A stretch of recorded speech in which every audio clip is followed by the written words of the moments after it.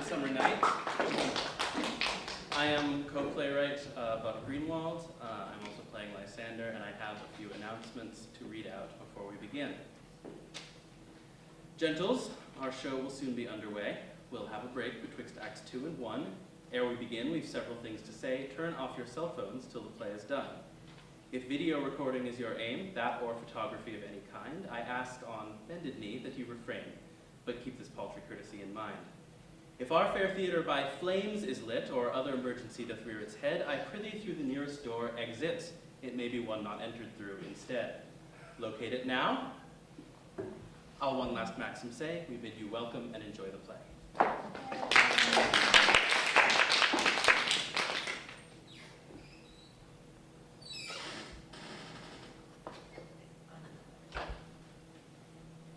May all to Athens back again repair, and think no more on this night's accidents, but as the fierce vexation of a dream.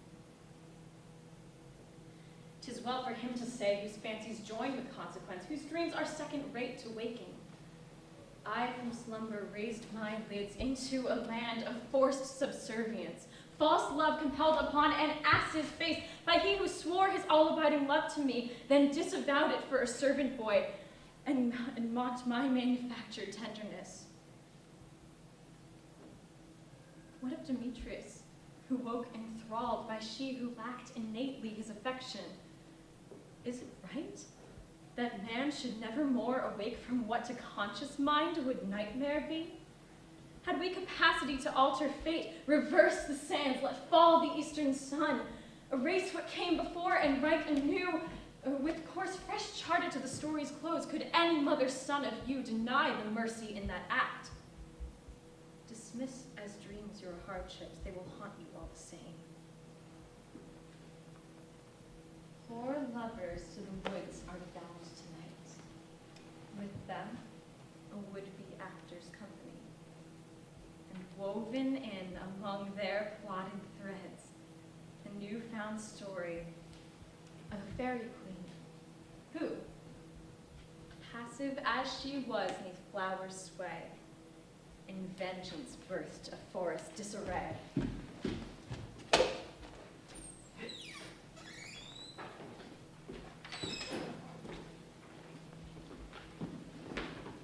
Fair Hippolyta, our nuptial hour draws on apace. 4 happy days bring in another moon. But oh, methinks how slowly this old moon wanes. She lingers my desires like a stepdame or a dowager long withering out a young man revenue. 4 days will quickly steep themselves in night. 4 nights will quickly dream away the time, and then the moon, like to a silver bow new bent in heaven, shall behold the night of our solemnities. Go, Philostrate, stir up the Athenian youth to merriment. Awake the pert and nimble spirit of mirth. Turn melancholy forth from funerals. The pale companion is not for our pomp. Hippolyta, I wooed thee with my sword, and won thy love doing thee injuries. But I will wed thee in another key, with pomp, with triumph, and with revelry. Theseus, I renowned to. Thanks, good Aegeus. What's the news with thee? Full of vexation come I, with complaint against my child, my daughter, Hermia. Stand forth, Demetrius. My noble lord, this man hath my consent to marry her. Stand forth, Lysander. And my gracious duke, this man's bewitched the bosom of my child. Thou, Lysander, thou hast given her rhymes and interchanged love tokens with my child. Thou hast by moonlight at her window sung with feigning voice verses of feigning love, and stolen the impression of her fantasy with bracelets of thy hair, rings, gauds, conceits, knacks, trifles, nosegays, sweetmeats, messengers of strong prevailment in unhardened youth. With cunning hast thou filched my daughter's heart, turned her obedience, which is due to me, to stubborn harshness. And my gracious duke, be it so she will not hear before your grace consent to marry with Demetrius. I beg the ancient privilege of Athens, as she is mine. I may dispose of her, which shall be either to this gentleman or to her death, immediately provided in that case. What say you, Hermia? Be advised, fair maid. To you your father should be as a god, one that composed your beauties ye, and one to whom you are but a form in wax, imprinted with his power to read the figure or disfigure it. Demetrius is a worthy gentleman. So is Lysander. In himself he is, but in this kind, wanting your father's voice, the other must be held the worthier. I would my father looked but with my eyes. Rather, your eyes must with his judgment look. I do entreat your grace to pardon me. I know not by what power I made bold, nor how it may concern my modesty in such a presence here to plead my thoughts. But I beseech your grace that I may know the worst that may befall me in this case if I refuse to wed Demetrius. Either to die the death, or to abjure forever the society of men. Therefore, fair Hermia, question your desires. Know of your youth. Examine well your blood, whether if you yield you not to father's choice, you can endure the livery of a nun. For A, to be in shady cloister mewed, to live a barren sister all your life, chanting faint hymns to the cold moon. Thrice blessed they that master so their blood to undergo such maiden pilgrimage. But earthly or happy still is the rose distilled, in that which withering on the virgin thorn grows, lives, and dies in single blessedness. So will I grow, so live, so die, my lord, before I will my virgin patent up unto his lordship, whose unwitched yoke my soul consents not to give sovereignty. Take time to pause, and by the next new moon, the sealing day twixt my love and me for everlasting fellowship. On that day, either prepare to die for disobedience to your father's will, or else to wed Demetrius as he would, or on Diana's altar to protest for austerity and single life. Relent, sweet Hermia. And Lysander, yield thy crazy title to my certain right. You have her father's love, Demetrius. Let me have Hermia's. To you marry him. Scornful Lysander, true, he hath my love. And what is mine, my love shall render him. And she is mine, and all my right of her I do estate unto Demetrius. I am, my lord, as well derived as he, as well possessed, and my love is more than his. My fortunes every way as fairly ranked, if not with vantage as Demetrius's, and, which is more than all these boasts can be, I am beloved of beauteous Hermia. Why should not I then prosecute my right? Demetrius, I'll vouch it to his head, made love to Meter's daughter, Helena, and won her soul, and she, sweet lady, dotes, devoutly dotes in idolatry, upon this spotted and inconstant man. I must confess that I had heard so much, and with Demetrius thought to have spoken thereof, but being overfull of self-affairs, my mind did lose it. But Demetrius, come, and come, Aegeus, you two shall go with me. I have some private schooling for you both. For you, fair Hermia, look you arm yourself to fit your fancies to your father's will, or else the law of Athens yields you up, which may by no means extenuate to death or to vow single life. Come, Hippolyta, what cheer, my love? Demetrius, Aegeus, go along. I must employ you in some business against our nuptial and confer with you of something that nearly concerns yourselves. With duty and desire we follow you.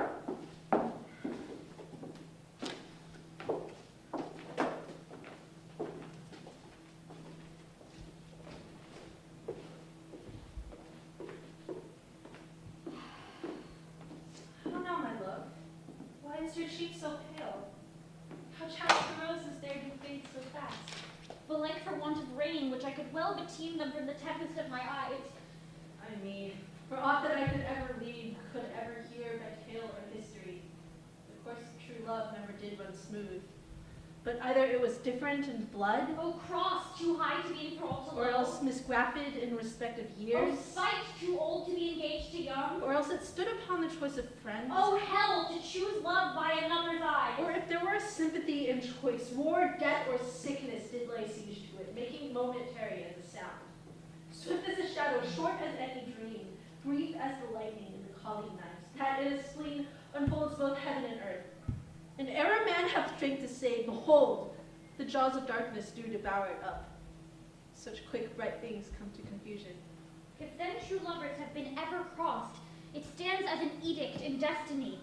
Then let us teach our trial patience, because it is a customary cross, as due to love as thoughts and dreams and sighs, wishes and tears, poor fancy's followers. Good persuasion. Therefore, hear me, Hermia. I have a widow aunt, a dowager of great revenue, and she hath no child. From Athens is her house remote 7 leagues, and she respects me as her only son. There, gentle Hermia, may I marry thee, and to that place the sharp Athenian law cannot pursue us. If thou lovest me then, steal forth thy father's house tomorrow night, and in the wood, a league without the town, where I did meet thee once with Helena, to do observance to a morn of day, May, there I will stay for thee. My good Lysander, I swear to thee by Cupid's strongest bow, by his best arrow with the golden head, by the simplicity of Venus' doves, by that which knitteth souls and prospers loves, and by that fire which burns the Carthage queen when the false Troyan under sail was seen, by all the vows that ever men have broke, in number more than ever women spoke, in that same place thou hast appointed me, tomorrow truly will I meet with thee. You promise, love. Look, there's old Helena. Godspeed, fair Helena, whither away? Call you me fair? That fair I cannot say. Demetrius loves you fair. Oh, happy fair. Your eyes are lodestars, and your tongue's sweet air more tunable than lark to shepherd's ear. When wheat is green, when hawthorn buds appear, sickness is catching. Oh, the favor so yours would I catch, fair Hermia, ere I go. My ear should catch your voice, my eye your eye, my tongue should catch your tongue's sweet melody. Were the world mine, Demetrius, being mated, the rest I'd give to be to you translated. Oh, teach me how you look, and with what art you sway the motion of Demetrius' heart. I frown upon him, yet he loves me still. Oh, that your frowns could teach my smile such skill. I give him curses, yet he gives me love. Oh, that my prayers could such affection move. The more I hate, the more he follows me. The more I love, the more he hateth me. His folly, Helena, is no fault of mine. None but your beauty, would that fault were mine. Take comfort. He no more shall see my face. Lysander and myself shall fly this place. Before the time I did Lysander see, seemed Athens as a paradise to me. Oh, then what graces in my love do dwell, that he hath turned a heaven unto a hell. Helen, to you our minds we will unfold. Tomorrow night, when Phoebe doth behold her silver visage in the watery glass, decking with liquid pearl the bladed grass, the time that lovers' flights doth still conceal, through Athens' gates we have devised to steal. And in the wood, where often you and I upon faint primrose beds were wont to lie, emptying our bosoms of their counsel sweet, there my Lysander and myself shall meet, and thence from Athens turn away our eyes, to seek new friends and stranger companies. Farewell, sweet playfellow, pray thou for us, and good luck grant thee by Demetrius. Keep word, Lysander, we must starve our sight from lovers' food till morrow deep midnight. I will, my Hermia. Helena, adieu. As you on him, Demetrius dote on you.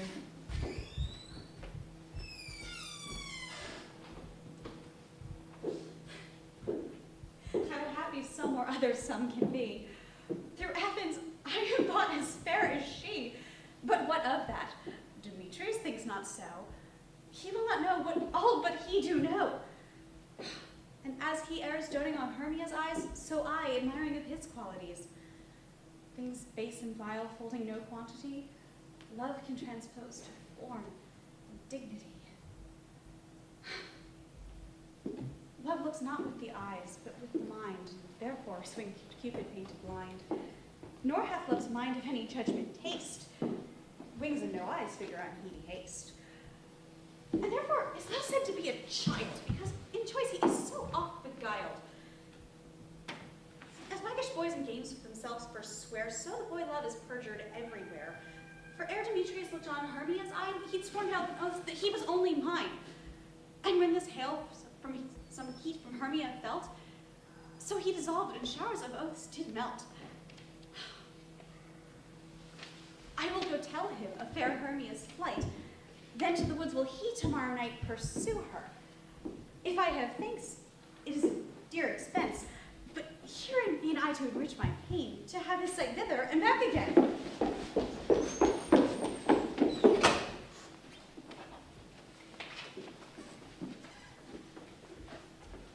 Is all our company here? You were best to call them generally, man by man, according to the script.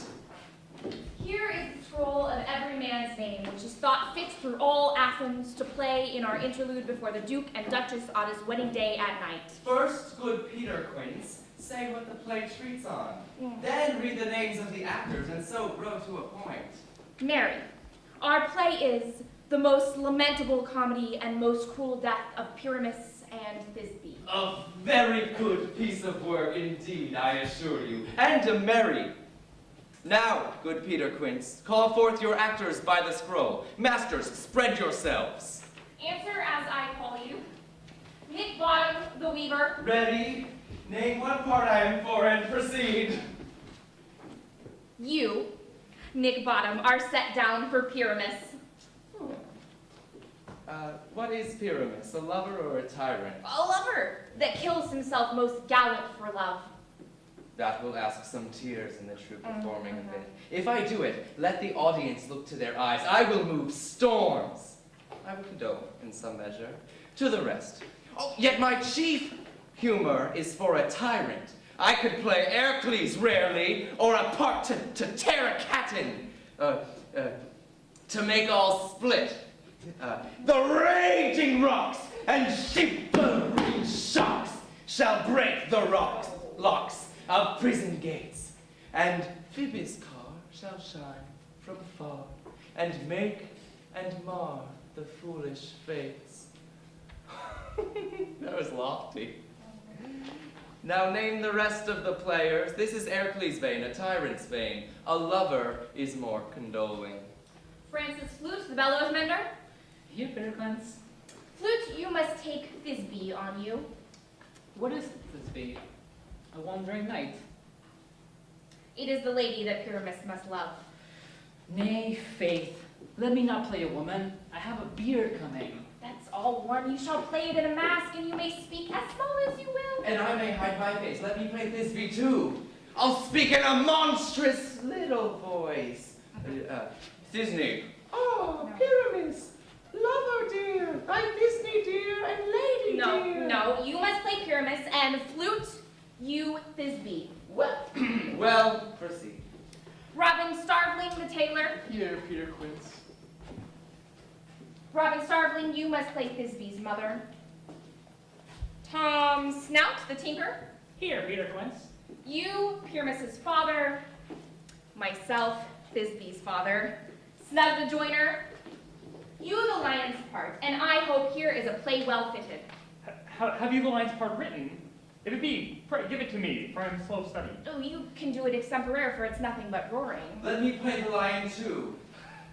I will roar that I will do any man's heart good to hear me. I will roar that I will make the Duke say, let him roar again. No, let him roar again. No. Ah! You would do it too terribly. You would frighten the duchesses and the ladies that they would shriek, and that were enough to hang us all. That would hang us every mother's son. I grant you, friends, if that you should fright the ladies out of their wits, they would have no more discretion but to hang us. But I will aggravate my voice so that I will roar you as gently as any sucking dove. I will roar you, and 'twere any nightingale. You can play no part but Pyramus, for Pyramus is a sweet-faced man, a proper man as one should see on any summer's day, a most lovely gentleman-like man. Therefore you must needs play Pyramus. Well, I will undertake it. What beard were I best to play it in? Why, what you will. I will discharge it in either your straw color beard, your orange tawny beard, your purple ingrained beard, or your French crown Some of your color French beard. crowns have no hair at all, and then you would have to play it barefaced. But, masters, here are your parts, and I am to entreat you, to request you, and desire you to con them by tomorrow night, and meet me in the palace wood, a mile without the town. By moonlight, there we will rehearse, for if we meet in the city, we shall be daubed with company, as our devices will be known. In the meantime, I will draw a bill of properties, such as our play wants. I pray you all, fail me not. We will meet, and there we may rehearse most obscenely and courageously. Take pains, be perfect. At Adieu. the Duke's Oak, we meet. Enough! Hold their cut bowstrings.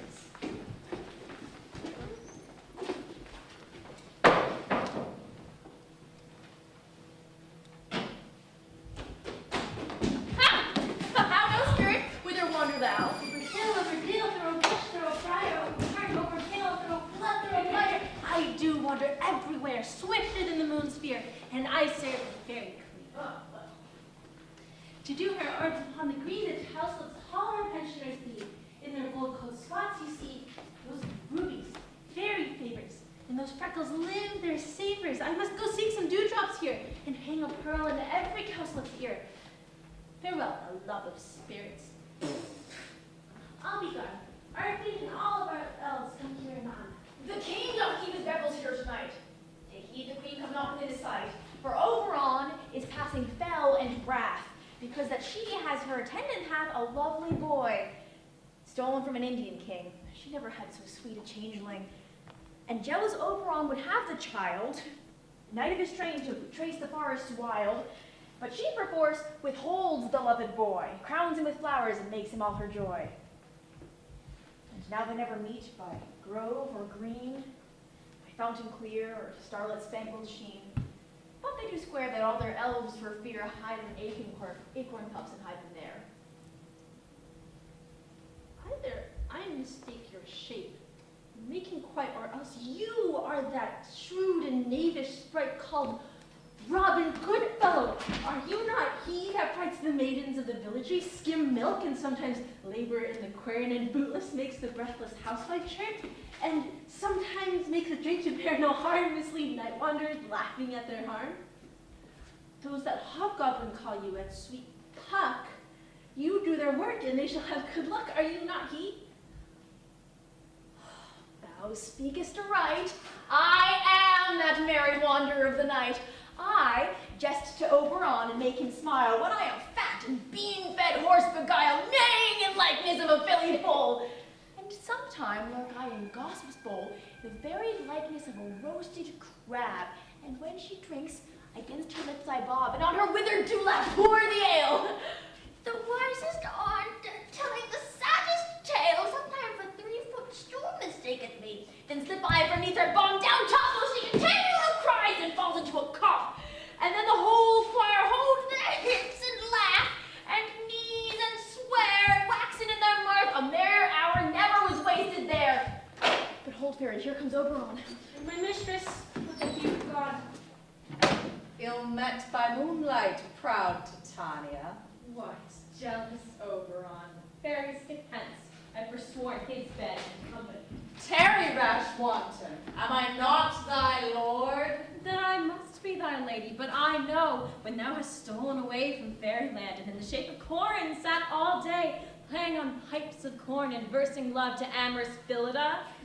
Why art thou here, come from the farthest steppe of India, but that forsooth the bouncing Amazon, your buskin mistress and your warrior love, to Theseus must be wedded, and you come to give their bed joy and prosperity. How canst thou thus, for shame, Titania, glance at my credit with Hippolyta, knowing I know thy love to Theseus? Didst thou not lead him through the glimmering night from Perigenia, whom he ravished, and make him with fair Aeles break his faith with Ariadne and Antiopa? These are the forgeries of jealousy, and never since the middle summer spring met we on hill, in dale, forest, or mead, by paved fountain or rushy brook, to dance our ringlets to the whistling wind, but with thy brawls thou hast disturbed our sport. Therefore the winds, piping to us in vain, as in revenge, have sucked up from the sea contagious fogs, which falling in the land have every pelting river made so proud that they have overborne their continents. The ox, therefore, hath stretched his yoke in vain, the plowman lost his sweat, and the green corn hath rotted ere his youth attained a beard. The fold stands empty in the drowned field, and crows are fatted with the murraying flock. The Nine Men's Morris is filled up with mud, and the quaint mazes in the wanton green for lack of tread are undistinguishable. The human mortals want their winter here. No night is now with him or carol blessed. Therefore the moon, governess of floods, pale in her anger, that washes all the air that rheumatic diseases do abound, and through this distemperature we see the seasons alter.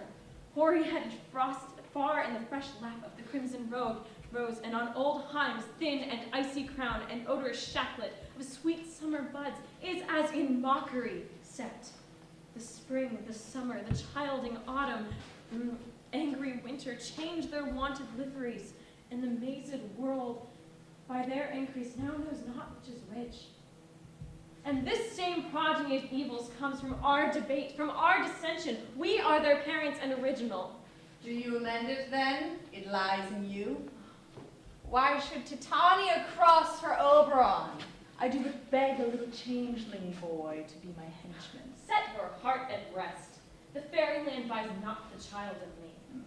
His mother was a votress of my order, and in the spiced Indian air by night full often hath she gossiped by my side, and sat with me on Neptune's yellow sands, marking the embarked traders in the flood, when we have laughed to see the sails conceive and grow big-bellied with the wanton wind, which she with pretty and with swimming gait, following her womb then rich with my young squire, would imitate and sail upon the land, to fetch me trifles and return again, as from a voyage rich with merchandise. But she, being mortal, of that boy did die, and for her sake I do rear up the boy, and for her sake I will not part with him. How long within this wood intend you stay? Perchance till after Theseus's wedding day, if you will patiently dance in our round and see our moonlight revels, go with us. If not, shun me, and I will spare your haunts. Give me that boy, and I will go with you. Not for thy fairy kingdom, ferry away. We shall chide downright at my longer stay. Well, go thy way. Thou shalt not from this grove till I torment thee for this injury. My gentle pug, come here. Thou remember since once I sat upon a promontory and heard a mermaid on dolphin's back, uttering such dulcet and harmonious breath that the rude sea grew simple at her song, and certain stars shot madly from their spheres to hear the sea maid's music. I remember. That very time I saw, but thou couldst not, flying between the cold moon and the earth, Cupid all armed, a certain aim he took at a fair vessel floated by the west, and loosed his love shaft smartly from his bow, as it should pierce 100,000 hearts. But I might see on Cupid's fairy shaft, quenched in the chaste beams of the watery moon, and the imperial vultures pass it on, in maiden meditation, fancy free. Yet marked I where the bolt of Cupid fell. It fell upon a little western flower, before milk white, now purple with love's wound, and maidens call it love in idleness. Fetch me that flower, the herb I shewed thee once. The juice of it on sleeping eyelids laid will make or man or woman madly dote upon the next live creature that it sees. Fetch me this herb, and be thou here again, ere the Leviathan can swim with thee. I'll put a girdle around the earth in 40 minutes. Having once this juice, he'll watch Titania when she's asleep, not for the core of it on her eyes. The next thing she then waking looks upon, be it on lion, bear, or wolf, or bull, on meddling monkey, or on busy ape, she shall pursue it with the soul of love. And when I witch the lady once again and re-entice her will to loving me, as a re-application was this charge, I'll make her render up her page to me. But who comes here? I am invisible. I love thee not, therefore pursue me not. Oh, fair is Lysander and fair Hermia. The one I'll slay, the other slayeth me. You told me they were come unto this wood, and here am I, abode within the wood, because I cannot meet my Hermia, hence get thee gone, and follow me no more. You draw me, you hard-hearted adamant, but yet you draw not iron, for my heart is true as steel. leave you your power to draw, and I shall have no power to follow you. Do I entice you? Do I speak you fair? Or do I rather not, in plainest truth, tell you I do not, nor I cannot love you? And even for that do I love you the more. I am your spaniel, and Demetrius, the more you beat me, I will fawn on you. Use me but as your spaniel. Spurn me, strike me, neglect me, lose me. Only give me leave, unworthy as I am, to follow you. What worser place can I beg in your love, and yet a place of higher respect of me than to be used as you use your dog? It's not too much the hatred of my spirit, for I am sick when I do look on thee. And I am sick when I look not on you. You do impeach your modesty too much. Leave the city, and commit yourself into the hands of one that loves you not. To trust the opportunity of night and the ill worth of a desert place with the rich worth of your virginity. Your virtue is my privilege. For that, it is not night when I do see her face. Therefore, I think I am not in the night. Nor doth this woods lack worlds of company, for you in my respect are all the world. Then how can it be sad I am alone when all the world is here to look on me? I'll run from thee and hide me in the brakes and leave thee to the mercy of the wild beasts. The wildest have not such a heart as you. Run when you will, the story shall be changed. Apollo flies and Daphne holds the chase. The dove pursues the griffin. The mild hind makes speed to catch the tiger, bootless speed when cowardice pursues and valor flies. I will not stay thy questions. Let me go, or if thou follow me, do not believe, but I shall do thee mischief in this wood. I, in the temple, in the town, the field, you do me mischief. Fight, Demetrius. Your wrongs do set a scandal on my sex. We cannot fight for love as men may do. We should be wooed, and we're not made to woo.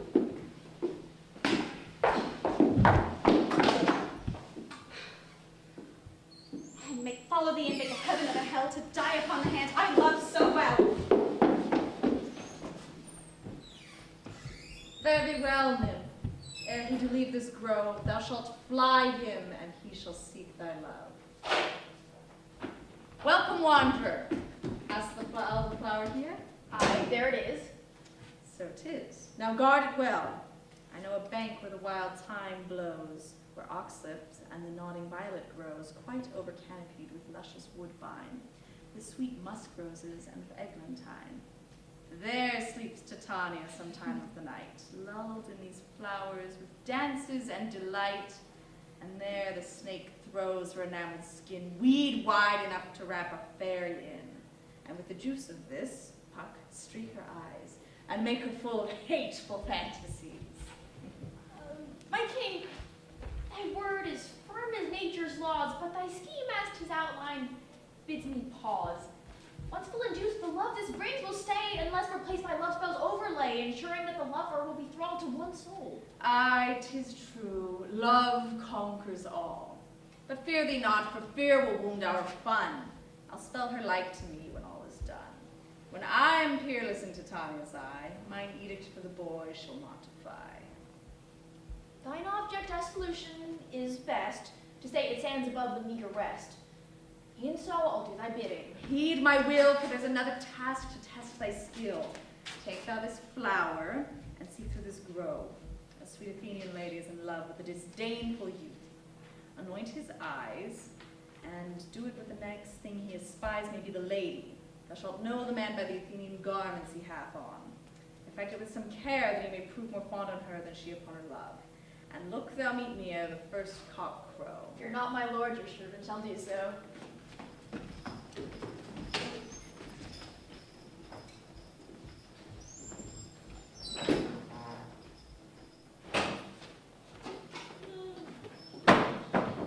Oh, you faint with wandering in the wood. And to speak truth, I have forgot our way. Well, rest us, Hermia, if you think it good, and tarry for the comfort of the day. Be it so, Lysander. Find you out of bed, for I upon this bank will rest my head. One chair shall serve as pillow for us both. One heart, one bed, two bosoms, and one throne. Nay, good Lysander, for my sake, my dear, lie further off yet. Do not lie so near. Oh, take the sense, sweet, of my innocence. Love takes the meaning in love's conference. I mean, that my heart unto yours is knit, so that but one heart we can make of it. Two bosoms interchained with an oath, so them two bosoms and a single troth. Then by your side, no bedroom me denied. Lying so, Hermia, I do not lie. Lysander riddles very prettily. Now much beshrew my manners and my pride, if Hermia meant to say Lysander lied, but gentle friend, for love and courtesy, lie further off. In human modesty, such separation, as may well be said, becomes a virtuous bachelor and a maid. So far, be distant. And good night, sweet friend. Thy love near altars till thy sweet life end. Amen, amen. That fair prayer, say I. And then end life when I am all royalty. Here is my bed. Sleep give thee all his rest. With half that wish, the wishes eyes me friend.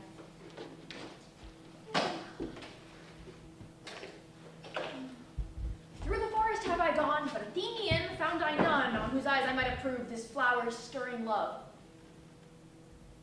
Night and silence? What is here? Garb of Athens he doth wear. This is he, my master said, despised the Athenian maid. And there the maiden, sleeping sound on the dank and dirty ground. Pretty soul. She durst not lie near this black love, this kill courtesy. Churl, upon thine eyes I throw all the power this charm doth owe. When thou wakest, let love forbid sleep his seat on thy eyelid. And now I withdraw unseen, my aim to chant the fairy queen. Stay, kill me, sweet Demetrius. Bid me halt and do not haunt me thus. But wilt thou darkly leave me to not so? Stay on my peril, I alone will go.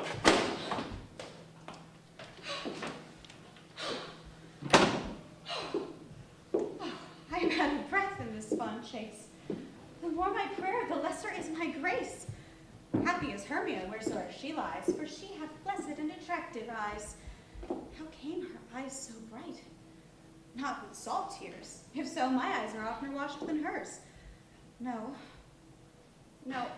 I am ugly as a bear. For beasts that meet me run away for fear, therefore no marvel though Demetrius do as a monster why my presence thus. What wicked and dissembling glass of mine made me compare with Hermia's sphery eye?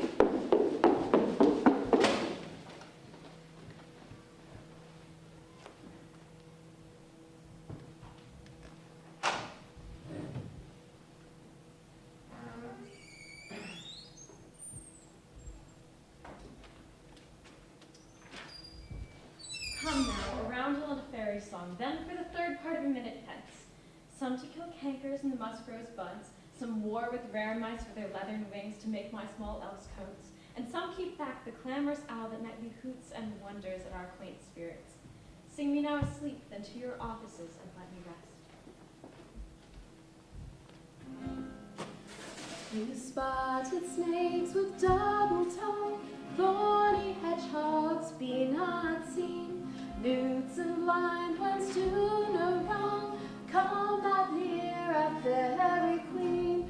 Fill them all with melody, singing a sweet lullaby, la la la la la lullaby, la la la la la lullaby. Never heard no spell or charm from a lovely lady night. So good night with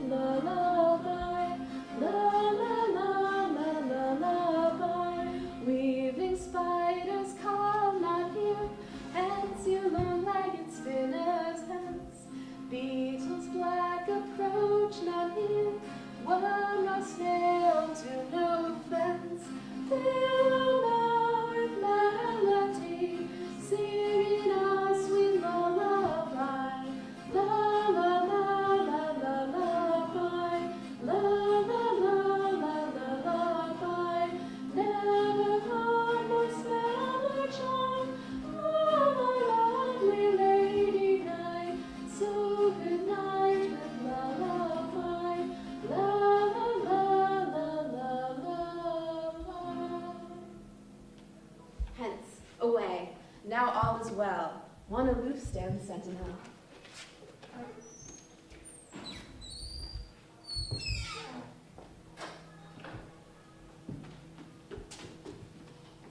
She sleepeth well untroubled in her grove, and powerless Oberon was to prove.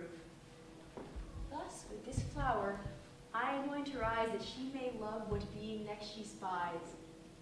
A man, or maid, or forest creature may yet be her paramour this emergent today. Resistance to my king will be for naught.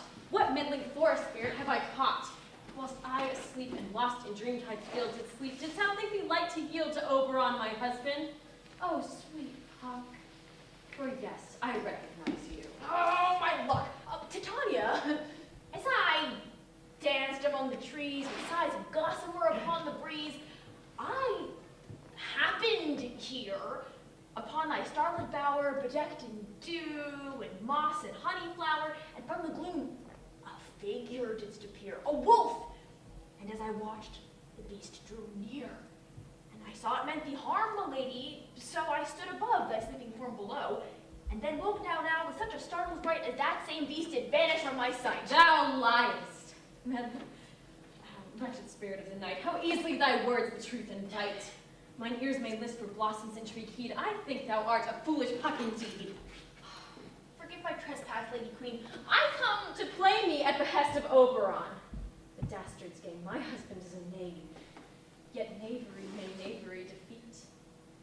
I'll play his game and beat him too besides.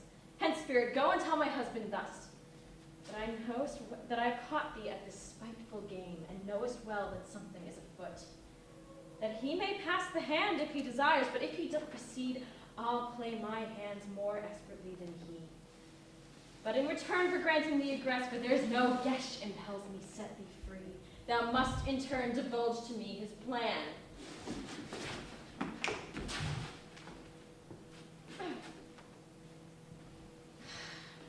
Thou art the very apex of fair play. I'll heed thine order. Hark to what I say. This flower's juice is soaked in love's embrace, and if anointed on thy lovely face, when next thou didst awake would prompt thee find what first thou sawest most comely to thy mind, and in ensorcelled love would thou remain until its magic were applied again. Sought he this consequence upon my head who claims to love me? Oh, two-pronged tongue! He'll yield and I die to see it done. Thus traitors merit not its instruments. I'll find a use for such a flower yet. Head spirit, go forth. I've no more to say. Thy missive I'll relate without delay.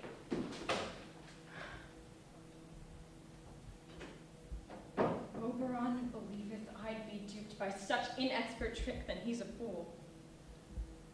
Yet fools may bite as hard as any beast without the aid of wisdom. To relent would, having lost the prize's benefit, be prudent. Yet he will not. He cannot. To lose, he can't consider. He'll perceive a threat to dignity in Puck's report.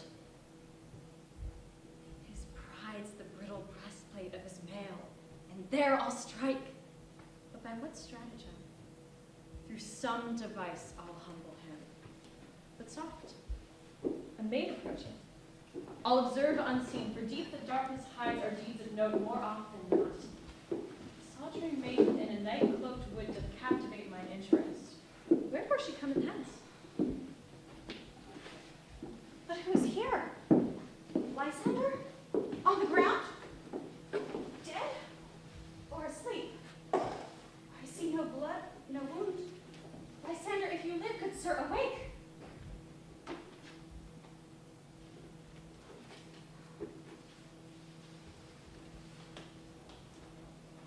Run through the fire I will for thy sweet sake. Transparent Helena, nature shows art, that through thy bosom makes me see thy heart. Where is Demetrius? Oh, how fit a word is that vile name to perish on my Do sword. not say so, Lysander, say not so. What though he love your Hermia? What, Lord, what though?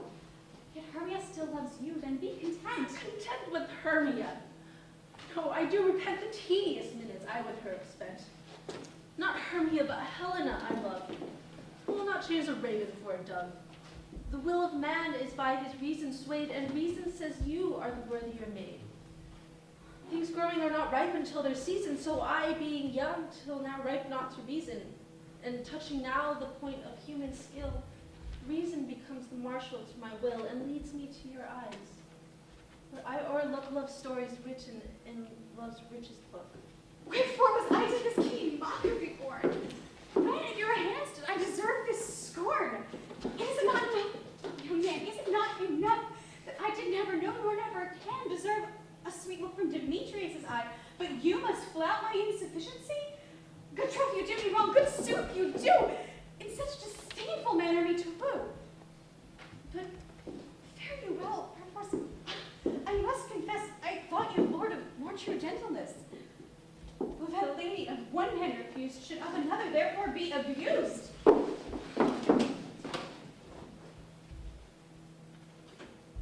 She sees not Hermia. Hermia, sleep thou there, and never mayst come thou, Lysander dear. For as a serpent of the sweetest things, the deepest loathing to the stomach brings, or as high heresies that men do leave, are hated most of those they did deceive. So thou, my serpent and my heresy, of all be hated, but the most of me. And all my powers address your love and might to honor Helen and to be her knight.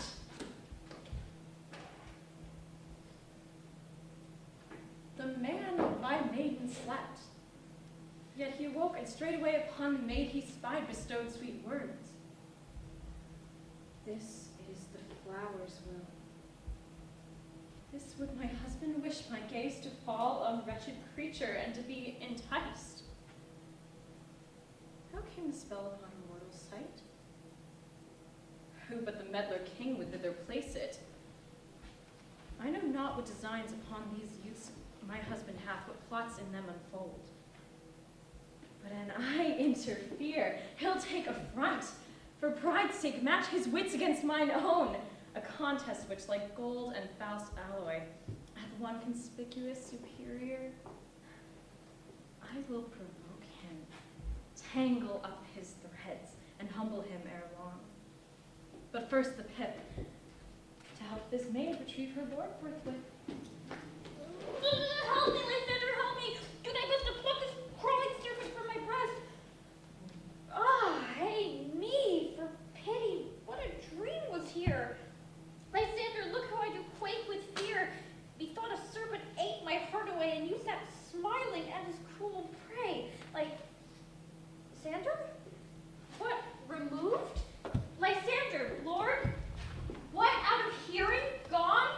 No sound, no word? Alack, where are you? Speak, and if you hear, speak of all loves. I swoon almost with fear.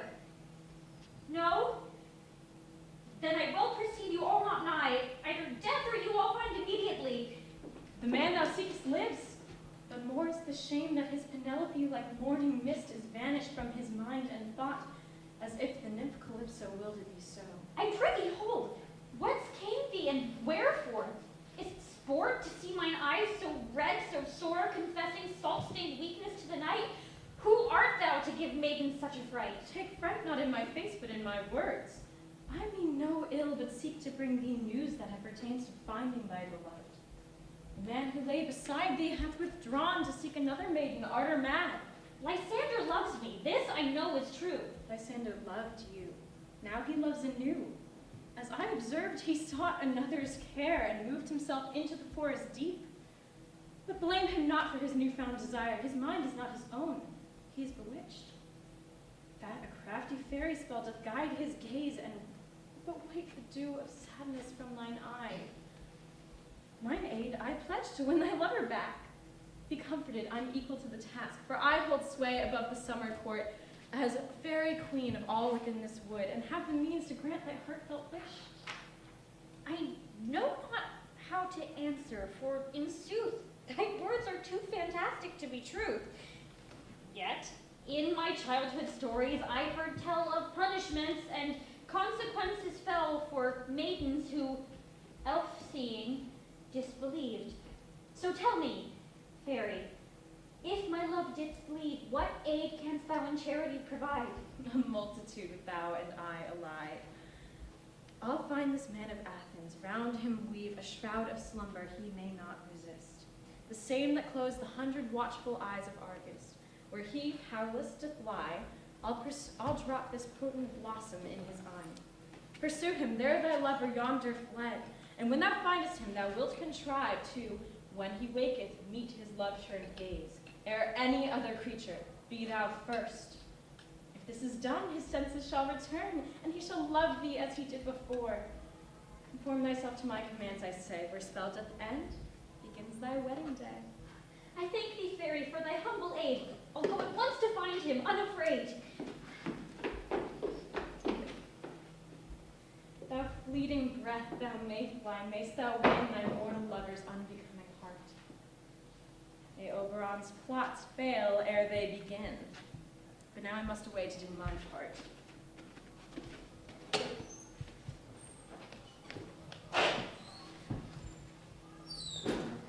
I wonder if Titania be awaked, then what it was that next came in her eye, which she must dote on in extremity. Here comes my messenger. How now, mad spirit? What night rule now about this haunted grove? The opposite of that which mine efforts strove. 'Tis hardship manifested in locution. If I durst play thee false, or retribution would surely fall when my brazen lie had been discovered. But the same is nigh if I do speak the truth. Thus my design to keep in dignity and truth both mine. Ha!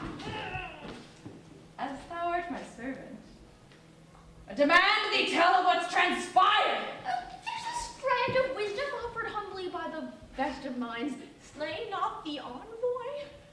I request thou keep that dear sagacity in mind. This I shall do. Your majesty is kind.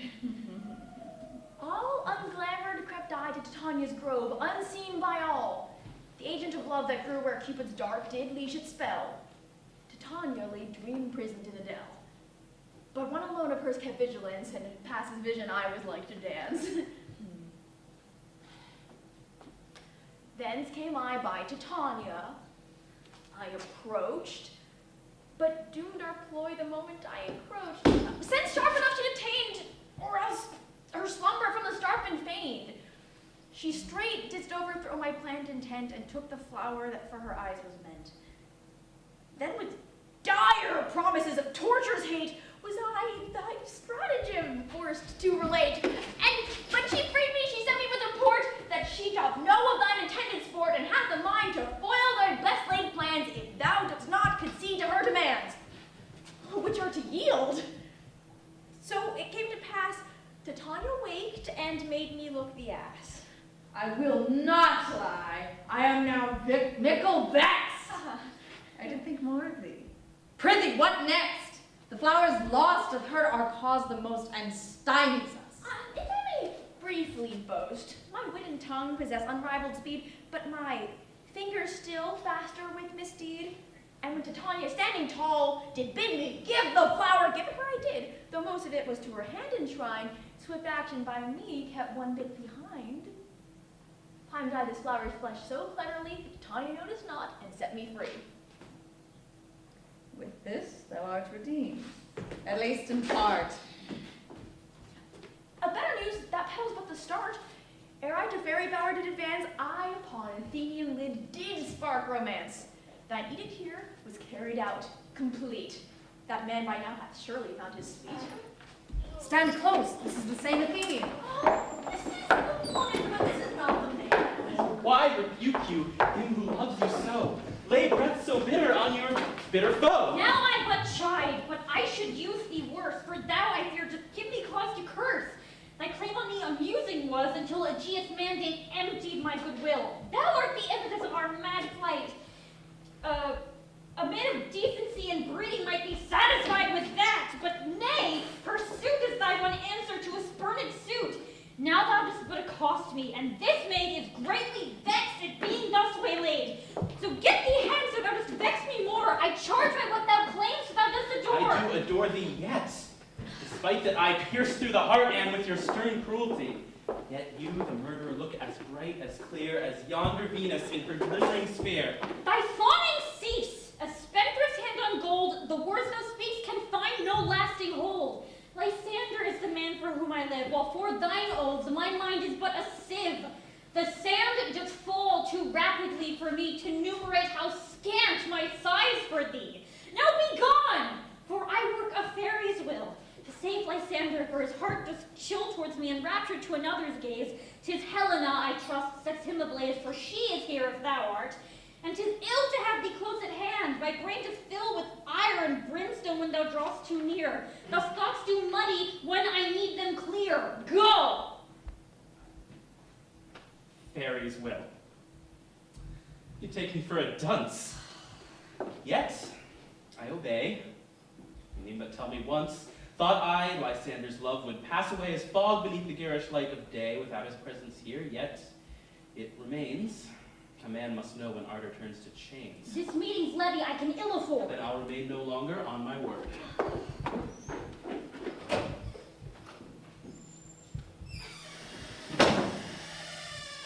What hast thou done? Thou hast mistaken quite and laid the love juice on some true love's sight.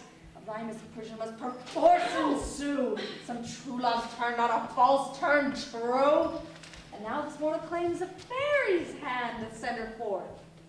This is Titania planned. A purposeful humiliation spite that sends a message with intended slight. Upon both fronts thine efforts reap me ill. I wonder that I let thee serve me still. Oh, penitence! I'll serve to make this right ere bright Selene finishes her flight. I know not how, I grant. The world is sick and ill-restrained by literary trick. If this were but an act, the answer lie in another magic bloom to ply. No reason to it, convenience ready-made. Some tactics are a playwright's stock and trade, but no such thing exists in life. If it be solvable, it will be solved through wit. And as my wit is cannier than most. In light of what hath fallen us, thy boast doth overawe me not. I'll play thy part and form the plan that sees her sweetness tart. The maid we saw Titania's aid enjoys, and through her undermines our love-born boys. That maid and your Athenian must part. The other pair must join and be one heart. Titania then will strive for the reverse. So be it. We'll hope while our schemes disperse, of course remains. I'll not force humbleness, no matter how much flower she possess. We've but a petal, thus we cannot waste further attempts upon Titania's face. That plan's abandoned.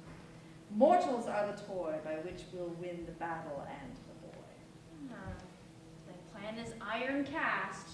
I find no fault. And next to mine, the winner by default. To find the other Athenian fly, take the arpetal to anoint his eye. To Helena, then guide him. That will do for that.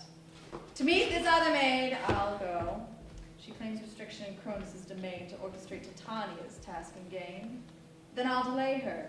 Oh, she'll feel the sting! The queen who thought to quarrel with her king. I spring at once to all degrees fulfill. I like a hat and worn by sitting still.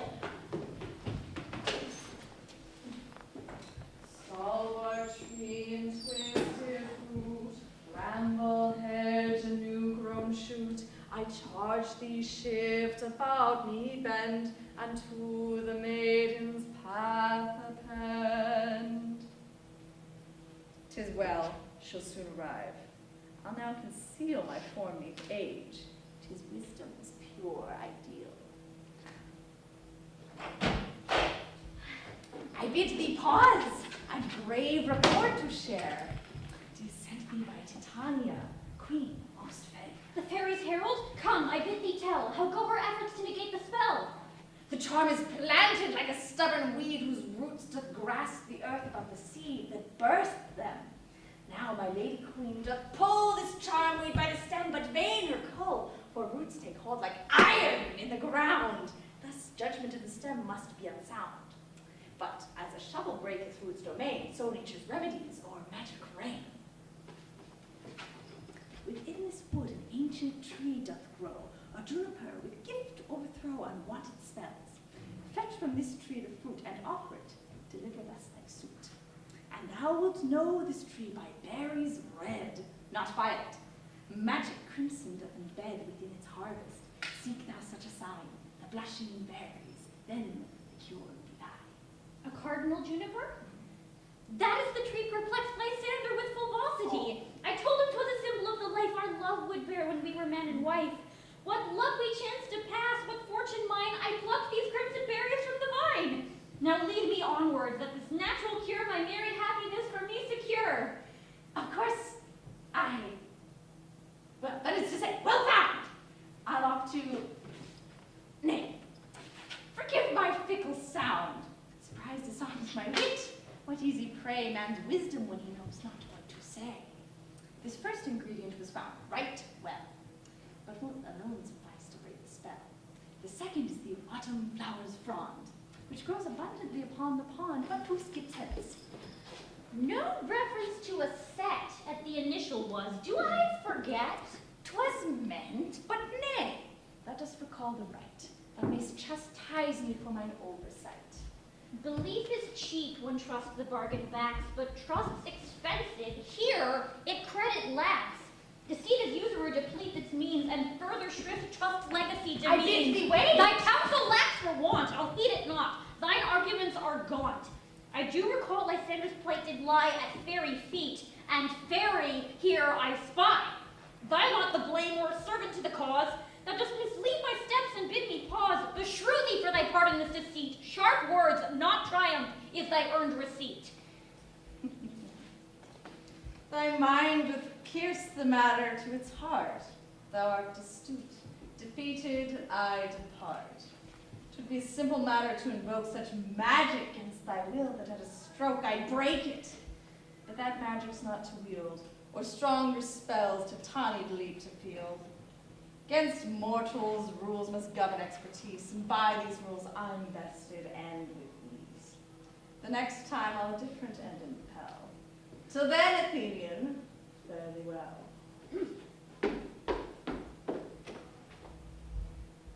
And truly, my objective here today was never victory, merely to delay. Despite the outcome, that was well attained. Mere face I've lost, but time enough I've gained.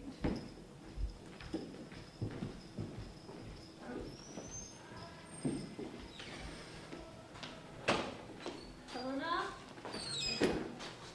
Helena?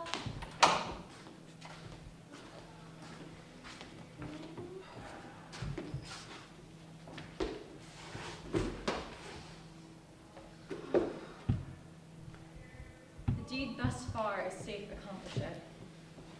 The lad's asleep in dimly slumber, and fast upon Selene doth advance. Let this nectar sun devour all the past to thine eyes' power. Fire burns throughout the night, the love burns hotter and more bright.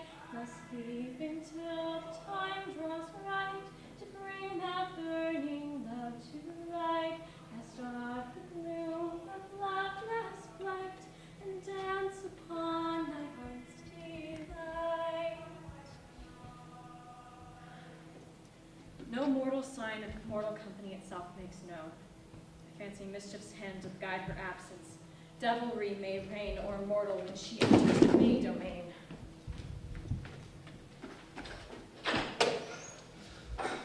Oh, sweet Demetrius, I beg of thee, keep up thy flight and crown thy company. I bid thee end thy weary tracks apace, or else thy heartbreak will resolve this chase, and I no longer have the stomach for it. For my heart being broken in its torrent hath nothing of itself to further seek the criming of thy ardor's babbling creek. Your harsh objections of my smooth suit dismissed? Do mine ears hear aright? The point is missed. Thou guileful schemer! Thou didst think to gain my favor with Lysander's flight well lame, then move me when I moved Hermia not. Arachne could not weave a better plot, but my heartbreak is thy foundation's fault. All love is poisoned now to passion's fault. All due to thee, I visited great ill on Hermia, exhausted her goodwill towards me. So what's thy reckless quest attained? All hope I've lost, a lodestone heart I've gained. If I can offer comfort, put a word from you is needed. Be my tirade slurred, My comfort is to move thee from my sight ere cock crow. Feel you nothing for Spite! This forest is the death of every prayer I spake. Let it be thine for all I care. If perish I, 'tis from the words you speak, sharp daggers that my heart unerring seek.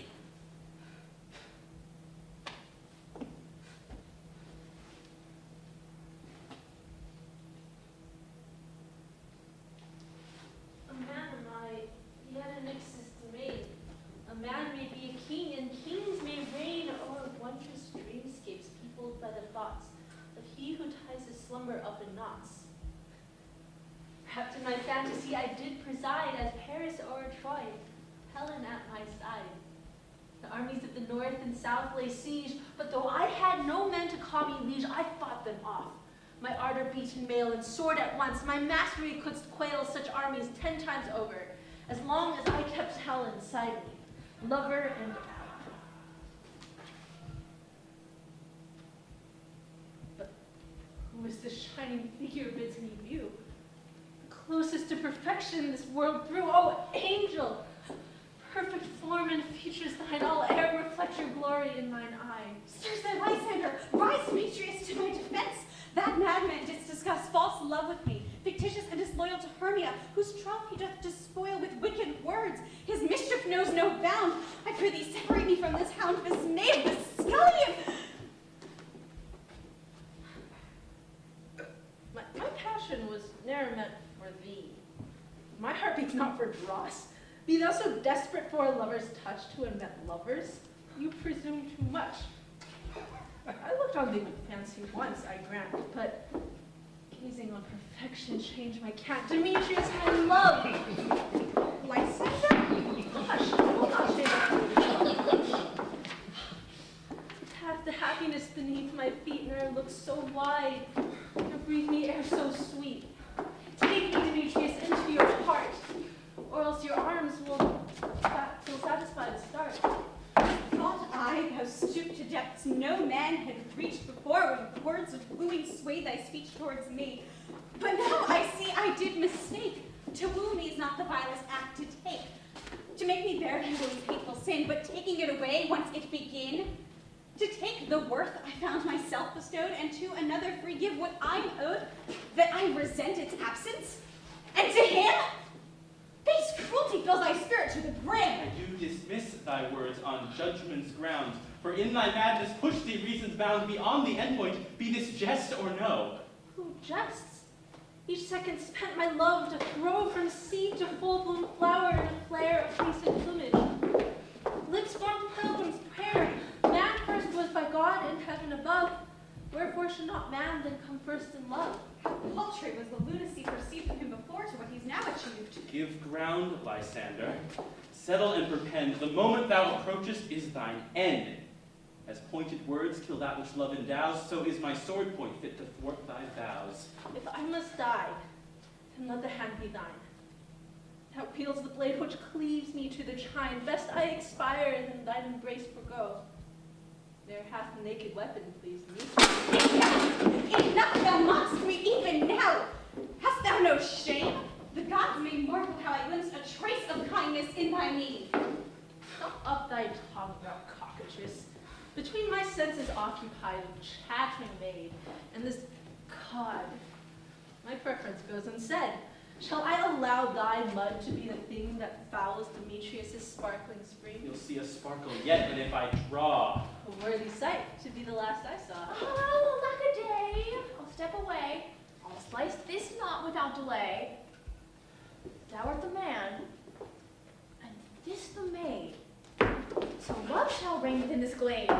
Jack shall have Jill, naught shall go ill, the king will favor me again, and all will be well. Enough. Pray give me peace.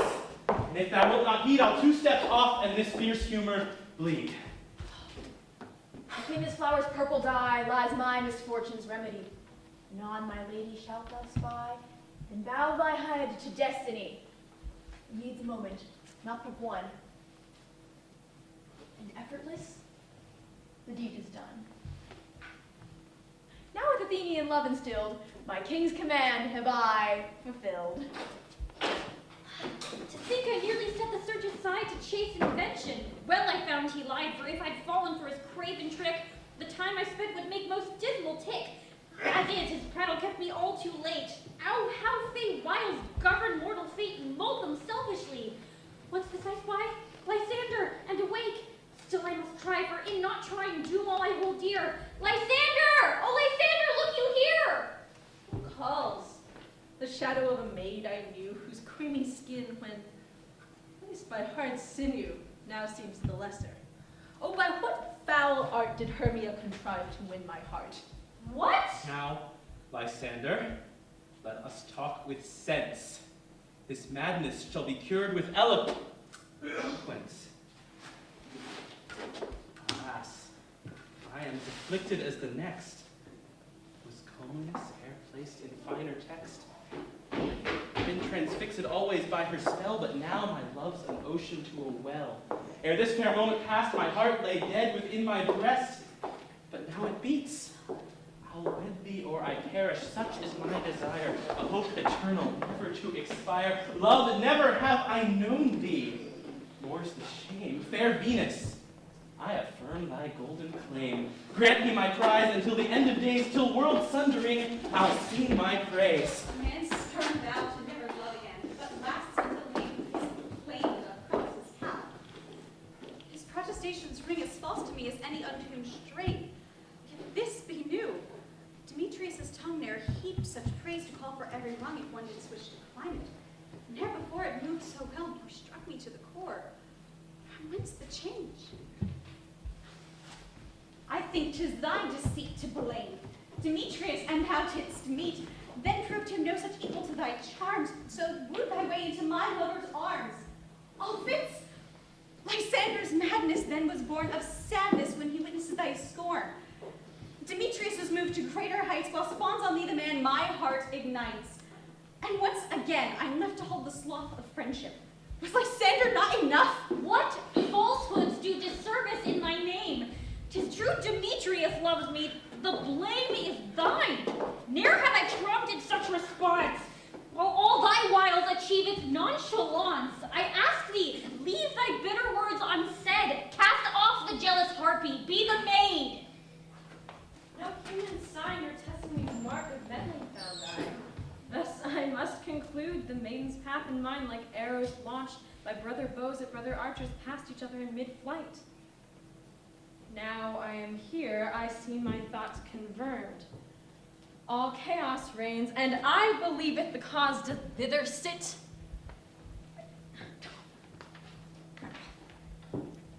For chaos follows Robin, like the smell of tanning vats, the tanners of the town. Oh, Queen, whose mercy is matched only by grace, how unforeseen this meeting at this place. Dispatch was I to gather fairy dew, and now return. I'm merely passing through, and fear my lateness would be noticed if I don't leave our pleasantries unsaid. Is that thy grandest effort? Was I born a dewdrop's fall ago to be so fooled? Dear pup, thou art a wordsmith, but thy knack is wasted on me. Now I prithee tell, what purpose did my husband have in mind when he dispatched thee hither? I may not. My king was wroth enough that I was caught but once. If I yet again wag my lips, King Oberon will have my hide in strips. My sympathies at best short supply. Oh, have mercy, Lady Queen. My hands are tied. I give thee moments 4 to find thy voice. Let Hecate witness, I had no choice. The mortals present are Athenian. That woman is enamored with that man. The man in turn admires this maiden. She did have a love, but now he loveth he. 'Tis wished by Oberon they form one heart, but honest mishaps keep them well apart. He enthralls two, but seeks another's charm. Now I've told thee all. Now please release mine arm. The crown appreciates all thou hast done in all of thy volition. Thou mayst go. I have no further use for thee. 'Tis thus, if he be water, then the other's earth. But if the other's water, then he is oil. 'Tis well, but as insurance, not enough to leave love, no matter how ill used, within her breast. 'Tis caution I indulge. Do what thou doth do most well, affix her eyes a magic spell, her spirit now content to dwell upon a fancied wedding bell. Let plaintive skies now scape her lips, and form the nectar of her sips. Now eyesight falls upon the one, displeasing most to Oberon. And thou, Lysander, one thing more I say. Sure cattishness ne'er lived until today, but marshals now to take a human shape, ill-fitting, now resembling more an ape. Beelzebub's shrill chorus scapes thy tongue, and through thee gains an entrance. In thy lung do live the insects, make this buzzing choir that stoke the words of hell. What dismal fire expectorated thee? Avert mine eyes. Who looks upon the odium substance spies. I have no more time for thee, nor strength well, so know, Lysander, that I do appall myself to think of thee. Thou filth, thou taint, thou base degenerate. Be you saint. Thou purple emperor of blazing sun. I ne'er did love till this love had begun. 10 years I've wandered midst the desert sands, and now find water's reservoir. My hands ache to touch your mired sculpted frame till an end of time. I yearn to be untamed with you.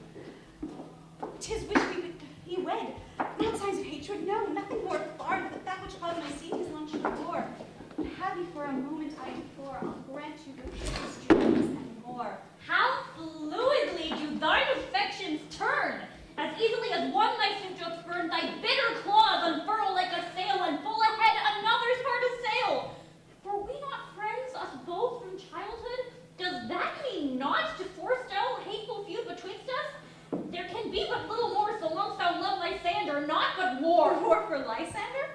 Thou art well my friend, but envy by love oft meets its end for once the greater. My desire doth run hot through me. Give a choice, and friendship's done, for good companions like twin trees will grow together, climbing high what once was low. But passion sweeps upon me like a fire, and against that heat do trunks turn to pyre, and leave but smoke and ash. That's what remains of all goodwill we share, despite thy pains. 'Tis well. Let Helena escape the bond of her affection. Lysander, respond. I love her not. I love thee not. Wherefore such din, fair one? Is it so hard to adore such man as I, Helena, one time did? But recognize my There!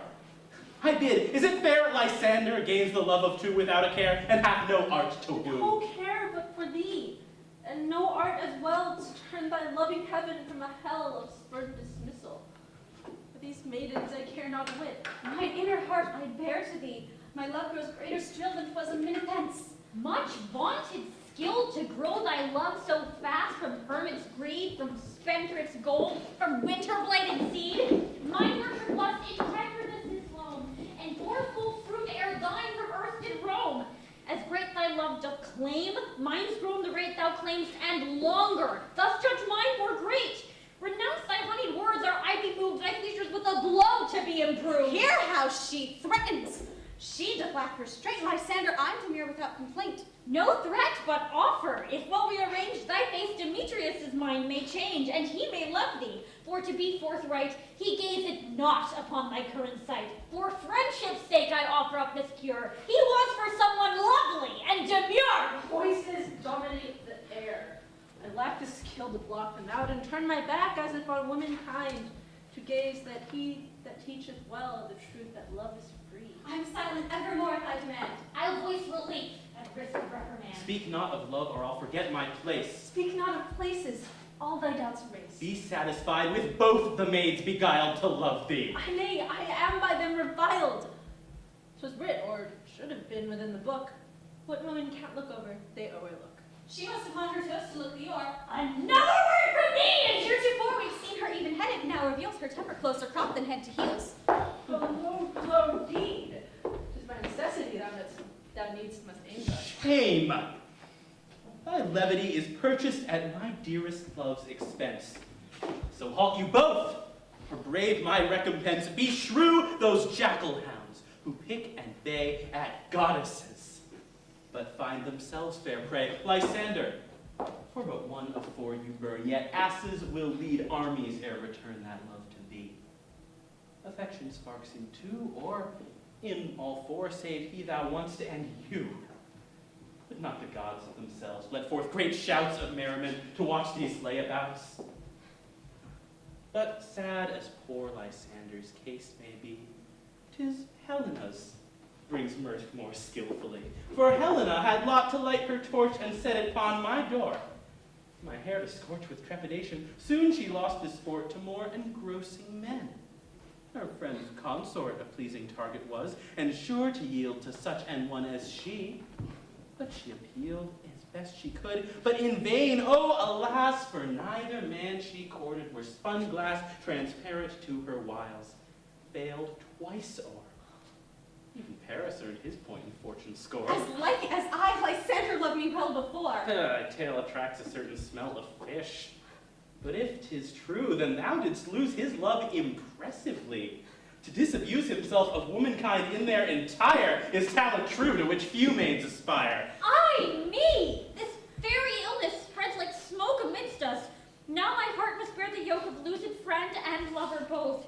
I troth, ere I hear that fairy of thee now, I shall abuse him mightily with all the spite a woman holds and wherewithal. Hermia's deep unpicked charm doth bring such shame. Within Hermia's heart she signs the flame, immortal words, upon the fairy race. Then on distinctions lack denied her face. This nymph, this Cleopatra, cannot bear this single man who may her love forswear. All other loves proffered by every man in Athens are without the heretic brand to her discerning tongue. How came this by then supernatural phase conspiracy? Bear witness, I and mortals all world o'er are oft washed up upon rejection's shore, and we must bear it. Cometh as a shock that love brings pain, now it finds upon the block. Expect thou sympathy? Nay, understand the agony we mortals must withstand when love hears tolling now. Fraternity with scorned sister folds to jealousy long held. Oh, pain, thou hast a confidant. Lysander, dearest love, thy pale words haunt my memory. Love's death rattle draws near. I'll marshal for one last foray. Sincere my sorrow losing Hermia's regard, but doing so brings freedom to discard most everything. Conventions next to go. No edge to forfeit hence, disgrace or no, nor sacrifice to give in my esteem. Unchained to grant what men are like to dream. I blush before you, naked in the bone of Venus's ascent. My fertile lung wants but the seed to root itself and sprout in florid love, a thunderclapped shout of primordial primacy, without which are my raven rivulets untossed, while with my body silk is golden lost your name, Lysander, rising to a cry. Behind uncovered pearls, a sob, a sigh, a plea, and quickening my back bourgeois against unpainted parchment, leave a scar to claim your passing. My terpsichore stores forth the grace that shuns a gallery. No more can leave the moon without the sun, ablaze in your glory. Be undone and do concurrently.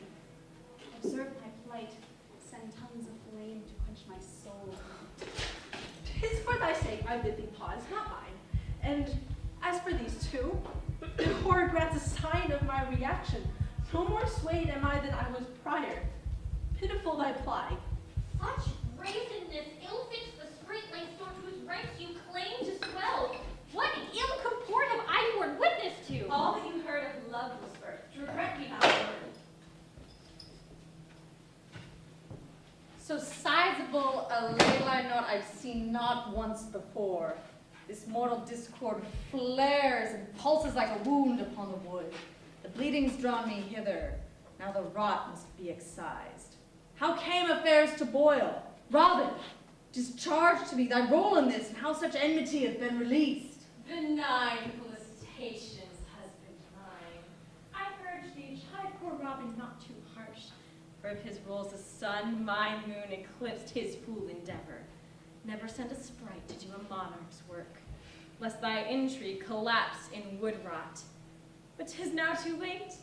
The threads of mortal love are tangled past the brink of bodkin mending. All aligns to thine embarrassment. How now, my king? Thou wilt be duly punished for thy tongue, but second. First, to chide thy actions here. I did but aim to bring these lovers close, and aid what promised but acerbic words and callous hearts. 'Twas done generously, and had no part in our feud. Yet now they are but tools in thy immortal hands, to strike me as thou wilt. No happiness contents their heart, save where to be compelled through binding gesh. Titania, love is life itself, no weapon in another's clash. Their fate is but what thou didst wish as mine, or dost from thy memory of thy fell plan escape thee? Are these mortals' lives so rich that they are sacrosanct above thy wife's? No worth in dignity by that same hand that clasped mine those centuries ago. Nay, Oberon, thy wrongs compound themselves against thy hypocrisy.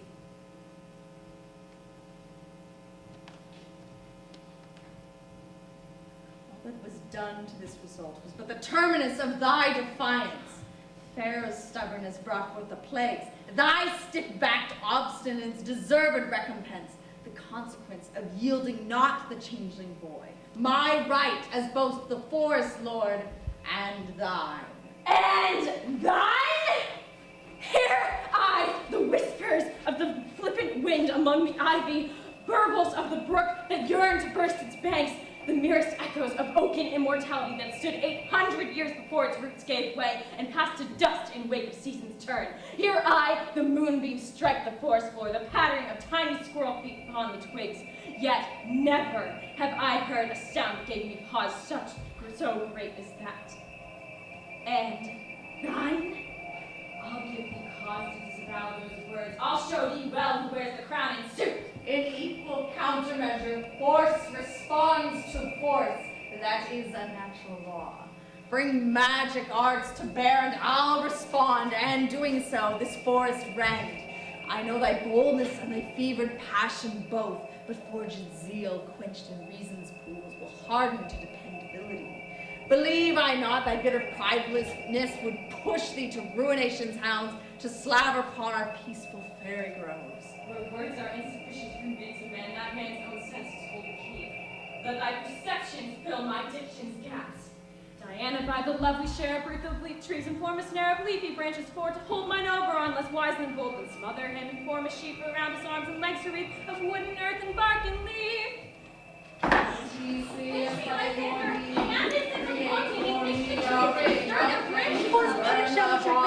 Well, Lysander walks it guarding you from harm, but I'll betwixt you and expose myself. My Titania, with a flash, will find her actions overrushed, with dreams and vines both fruitless ash. Whence came this flame? 'Tis sure the ground dampened with the nightly air. I will let myself a thousand times through the cords of the fire, he's negligible against the heat that burns within no more. For you alone. Away and cool thyself. I didn't take her up here, yet now art packed as any worth. I call on thee and ask thee make a roaring tembler of our quick. Now listen well, my Physic with a sword. of the sea and left before me. My great man stood forward with my great hand. Hopefully just put it up by the steps. You will be dashed to pieces. Do not take my side, my love, or give me cause to grieve. Hey, leave Lysander!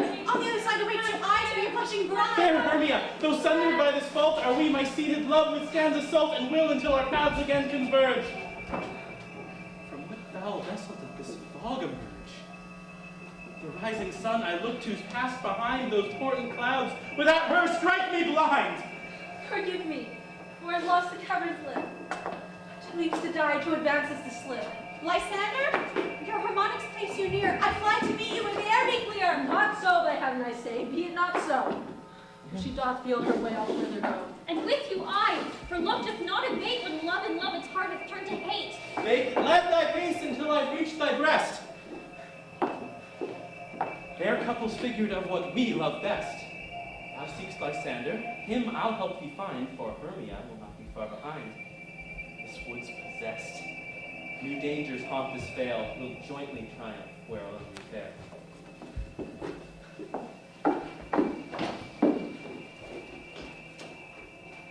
Then run, Titania! To the ends of the earth shall I hound thee. Thou shalt have no respite until thou beggst of me forgiveness. The victory today is mine to claim. But like the flower of spring that blossoms first and dashes pigment on long hoary ground, this contest is the first of many to come. The root will form the branch, and branch take root, as fay meet fay beneath the canopy, and wage upon each other bloody war. I'll force for force, whate'er Titania choose, and prove to her the truth that girds her place. And for the lovers, what care I for they? Now open conflict be the forest law. There to the wood, and lost themselves therein. Let fate's wind carry them where it may. I'll now prepare mine armies. Come what might, our hunting horns will sound again this night.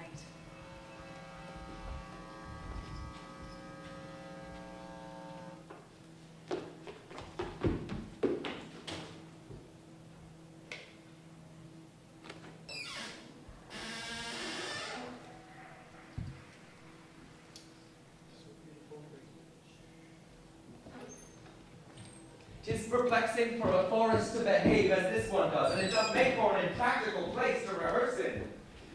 Met us, 'neath an open copse, and in short order ascertained the need for wall and moonshine, which snout and starveling now take on, whereupon Peter Quince abolished all notion of mothers and fathers from the script. He then bade me pen my suggested prologue, but no sooner had I than a rain did set upon us, and washed it all away. As we, shivering, stood against the storm, the earth itself leapt beneath our feet. I stumbled about neath the grief-stricken sky, but thick fog then formed about the wood, and mine eyes did most foully betray me.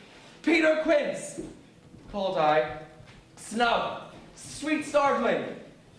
But the forest made cruel mockery with echo and shrill laughter, and I heard no returning call. Now the very trees, which once stood still as the columns of the Parthenon, shift neath my gaze, and shadows flit betwixt them. Aye, shadows. Shadows in the deep of night. Is it right for shadows to so behave?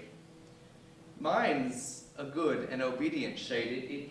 It fixes itself to my heels and durst not stray.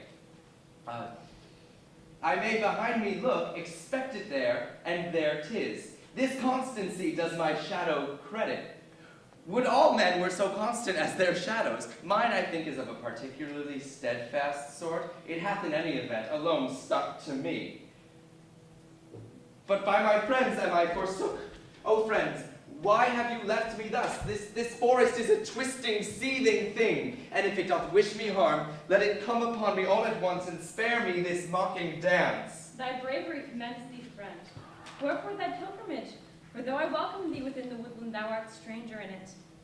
Yet stranger still the charge his presence stirs. I prithee quit these darkling woods, for they are no place for ladies like yourself. Whence came you? Fear not for me, for danger fears to tread those spots I deem beyond its fragile grip. Thou thinkst this forest dark? 'Tis paradise. The wellspring of my power throbbing bright with unrestrained anger at my foes. This forest is my realm, and I its queen. Your Majesty, a queen of deadwood and cabbage patch. Queen whose subjects are the crows and voles, whose edicts bid the cock not crow too mightily, mightiest queen, who sleepeth on damp moss and dines on bitter leaves and river water. A petty queen indeed, and luckier than the salaried player who hath the forest as her realm. Thou mock'st me at thy peril. Trifle not, for I have no mood for it. My pardon beg, or I shall wreak upon thee all the harms within mine armory of wonders. Hold! Pardon, a thousand pardons. Thy penitence, as is, will satisfy for now.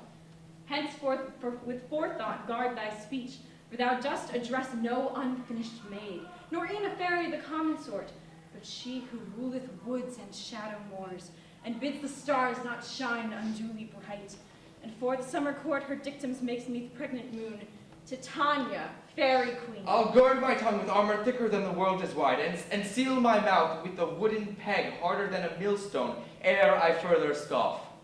I see thou wilt. Thou findest me most vexed, and add thine irritations to the sum of my frustrations, wittingly or no. But, as it may, I have for thee a charge, a task that only thou mayst undertake. Speak it. Pray, I serve to live. In days so far past as to be forgot was there a war twixt man and fairy folk. The fae were cunning, swift, and full of guile, and worked great magic in their stakes pursuit. But man was cunning in a different wise, and was on battle's field well unmatched.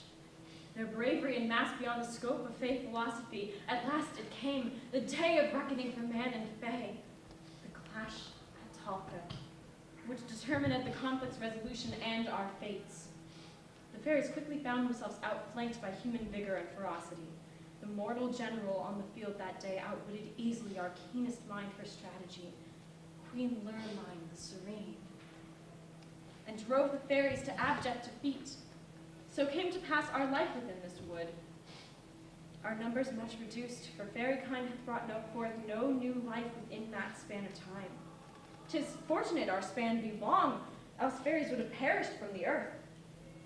I lived to see that day of dark defeat, as did we all. Recall we well the skill of human generals in the art of war.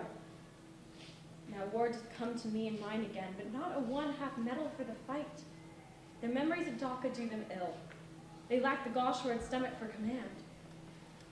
A human, in a place of generalship, wouldst grant their doleful spirits means to climb the walls of Troy. Thou art a man and brave. Wouldst thou, O mortal, wield authority as if a weapon at a queen's behest? You do me honor, fair queen, but war is not among my strong points. Give me a company, and I will move them to provoke sighs, sobs, laughter, groans, exultations, and gasps, but under affect of wonder and delight. Under my tutelage, they will slay their audience, mark you, but mercifully, that they may be slain anew each performance. I am a weaver by trade, your majesty, not a warrior. You would better make a mess captain of starveling. I'll cease thy bleak objections. Worry not that birth endowed thee not with qualities well suited to this task. Mine art can fill like mortar gaps that birth left incomplete. I'll give thee all the qualities whereby a man doth lead an army. Stubbornness, harsh temper, and dependability. A rugged sturdiness that falters not. Great loyalty, and brawn that will not tire, and can be moved to do great injury to any man who overlooks thy kick. With what I grant thee, thou shalt be remade. Thou wast an actor. Now, thy line shall be the ranks that soldiers form ere war's alarm. Thy props, the drums and flags that signal troops. Thy theater wherever battle joins. Thou wast a weaver. Now weave stratagems instead of cloth, and may the warp and weft take shape within thy mind. Thou wast a man. Henceforth, thou shalt be. What? Greater, I say. No fiercer general known to man or beast. Then no fiercer a general shall I be in thy service. If you will but assign the role, I shall play it skillfully. What is thy name? 'Tis Bottom, queen.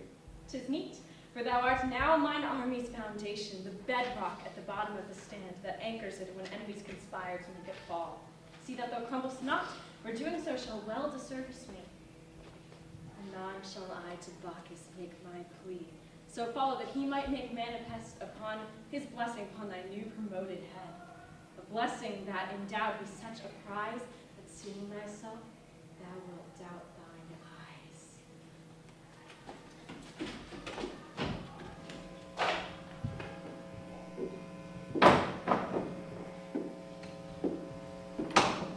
Canst thou place us? Fog preventeth me. These landmarks as the moon, the moss, the stars are wrapped in shrouds. Mine eyes are powerless. That they were not, How far away I be from thee, whose base attempts at loveliness do not but remind me of my love. Oh, Hermia! Hermia! Hermia is gone. Her dove-like steps Lysander's pilgrimage. That he were only here instead of thee. His arms to shield me from the winter storm that comes so quickly, and within a wink transmutes itself to hail, and hail to rock. My fate to die ere I yet see his face. My conscience ill abides in these death. I'll shield thee, though I take no pleasure in it. We each shall live to see our loves again. No charity, thy name's Demetrius, indeed, at least. But every word maligns the dullness of thy visage, for the lack I leave in thy desire. It chafes, say I, though favors in the form of lofty praise are welcome from Lysander, not from thee. Their inverse bids me gaze upon myself in manner most unkind. A mirror cracked distorts the features of the one disposed to view the truth. In darkness, such abasement warped may be unrecognizable. I am in darkness now, Demetrius, and I can ill abide distorted glass. How now? Didst thou not now express desire to change me for Lysander? Frustration may sire indignant words, but thine are backed by years of envy and of envious thoughts. That envy is my burden, and it weighs more heavily still when I be set upon. Thou canst ignore mine anger when it speaks, dismiss it as a zephyr, nothing more. But I have no such luxury. How now, I say again, be we so intimate to make thy judgments surety? Know this, thou speakst of darkness, so do I too live within a shadow, longer than the reach of all my fortunes, triumphs, or my deeds. The man who casts this shadow knows it not, durst not but spare a caring glance to they who are denied the sun, because he stands within its light. We once were bosom friends, I and this handsome, charming, clever man. The acrid taste of love unjustly weighed, of recognition measured to his deeds, and thus ungiven, was a wallet's make when bulging, given o'er to grateful hands, till came a one with highly prized esteem, who woke in me, all at the riverbed, when summer season desiccates its banks, desireth in a rush of Adam's ale. Thou canst not help but guess the man she loved. The choice was made in moments. 'Twas the man who stood not in another's gloom. I find no fault with her for choosing thus, but stomach I no longer friendship's shade. 'Twas priced too great, but still's not paid in full. Therefore invoke thou not his company as preferable. It smacks of what had been my lot since he and I first chanced to meet, and it pains me. 'Tis a burden shared. Between our tongues we've armory enough to tear us both to shreds. Of what thou sayest, I am not an inkling. I'll amend my speech if thou wilt grant the same for me. I will. We've but each other in this hated wood, and must present in a united front. Our scars may cleave us, but the say is ours if we be cleft together or apart. With sympathy our bond will be as bards in music, indivisible in heart. Against such as that, this forest is outmatched. What? Oh! The earth hath voiced its discontent, and law, its lips are parted still. 'Tis light, and yet we must proceed. I see no end to left or right. Along its, to be turned aside along its edge would leave us little hope of keeping our direction I uniform. spy no end to the drop. I feel the glow of torment's flames upon my cheek. Besides, a more miasmic air, I can't recall its bubbles forth within whilst we're in the pit. The most prestigious wound within the world. Well, 'tis a shame we cannot step around, nor plumb the depths and climb the other side. Of other avenues, I see but one. Not or, I pray. 'Tis 16 feet at least from lip to lip. My legs are flower stems and shan't alight me. Aye, the spear is set. The target placed, the sand line neatly drawn. There's naught but to draw back and let fly. As 'twas said, do or do not, there is no try. This wood's no javelin yard. Oh, that it were. Alas, misfortune's not so kind mistress.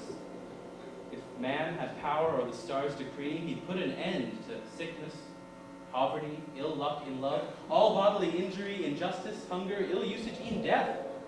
So might we banish this incision hence, had we the art. But We are as the sick, and fortune hath decreed us leapers both. But for this leaper's fortune, there's the cure of choice, which is to move along not through until by chance we come across a third, avail ourselves, and thread the labyrinth. Survival and celerity are one within this maddened world. Which will be my death! Now founder thou upon the furthest reef, ere thou espiest land. Surrender thou thy laurel crown to they from whence it came. Doth bitter love not stir within thy blood?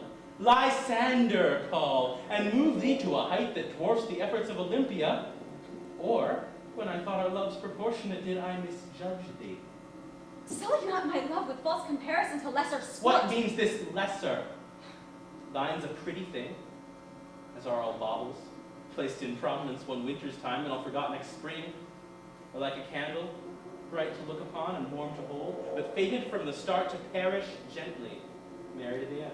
Thine expertise is thus made evident, in candles, if not matters of the heart. For love is candle eye, and bauble too, and soul, and tankard, and swineherd switch. Love's gilded vestments, when radiant and dawned, and warm, familiar comfort to the skin.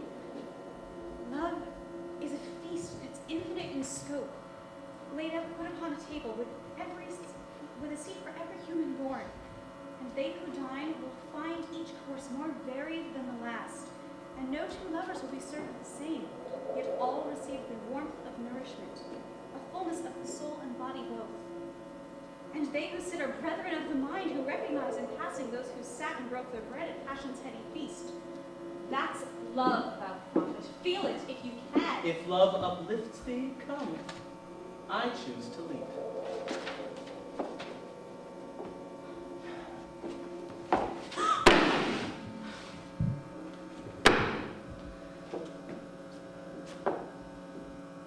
Where are thy wings? Thy vestments fair and bright. I'll venture onward, follow if you can. Hold! Mock me if thou must, but tell me true. Did never once my passioned words ring clear within thy heart and whisper verity? Provoke they aught but scorn? If so they do, thy heart must feel a kinship with mine own, for they are fellow pilgrims in our breasts. I beg thee, by the love you know I hold and feel, the same as thou, to lend thyself and leave me not on bended knee. Thy willing words strike conscience against my sense, for thwarted love's as bitter as is sweet the blush of victory. I'll not deny that nectar, you'll cleanse thy tongue with bile. Here is my hand. Now leap ye, and I'll clasp it about thine own and pull ye, and you lurch. Now, Helen, sure's the arrow strikes the mark, or so I trust Demetrius might speak.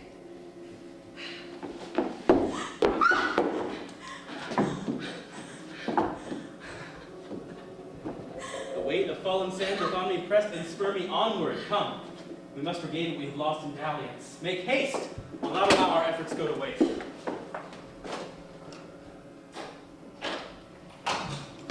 Lysander! Lysander, leave me not thus! Wherefore, Hermia? Demetrius awaits me somewhere within this cursed wood, perhaps in danger, hurt, or else unwell, in need perchance of my fair-featured aid. The fog hath grown so thick about, fear not. For danger and Demetrius, she thought, would satisfy them just as fair a throw as thine own lovelorn efforts. This I trow. Nay, fairer, danger's senses are close kept and can be thereby fooled, but love's inept. For love is blind and blunders ill aware of his surroundings, be they fog or fair. Demetrius! I prithee, fall not. Thy features likened to a ghastly dream, once boldened by my love, I now awake. You know me not. Oh, that I knew but less. The little I recall speaks ill enough. Demetrius and I have in the past made quarrel, and the impetus was thee. That quarrel birthed must have love for me. Demetrius pursued me at the start. Am I thy rival then? Nay, just my heart. Placate me not with falsehoods. He loves thee. That face makes me sicken with regret, inflames the passion of his callous heart. What qualities therein affect him so? What artistry that I may not possess? Like rosy cheeks. 'Tis but a rush of blood that of our pair I put to better use. Thy milk-white arms, what triumphs have they seen, that they are grown so weak?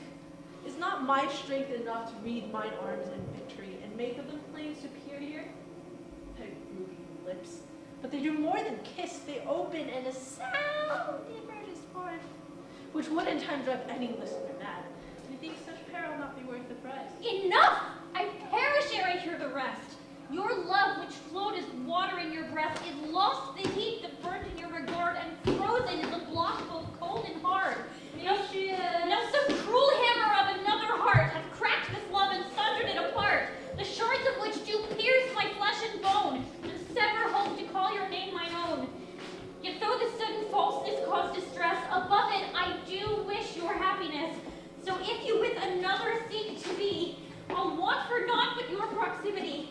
And as a pilgrim to the holy word, I'll cleave to thee, my love be e'er interred. And that you may pursue him unafraid, to win Demetrius I'll give mine aid. Thou wouldst do such a thing for me? For you, I shall your quest with all mine art in view. Thou dost make for thyself a pretty case. 'Tis well. I shall allow thy company, provided, halt, for I must qualify, provided that the closeness of thyself doth not exceed thy current distance now. I'll swear it. Then forward to my love's embrace. I follow but to gaze upon your face.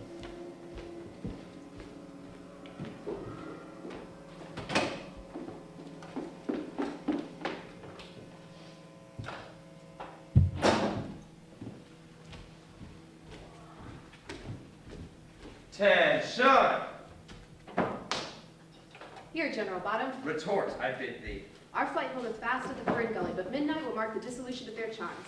In sooth, I can ill divine if good or ill waits upon our efforts. Give word to prepare the charge. We'll win the day ere our horses turn to mice.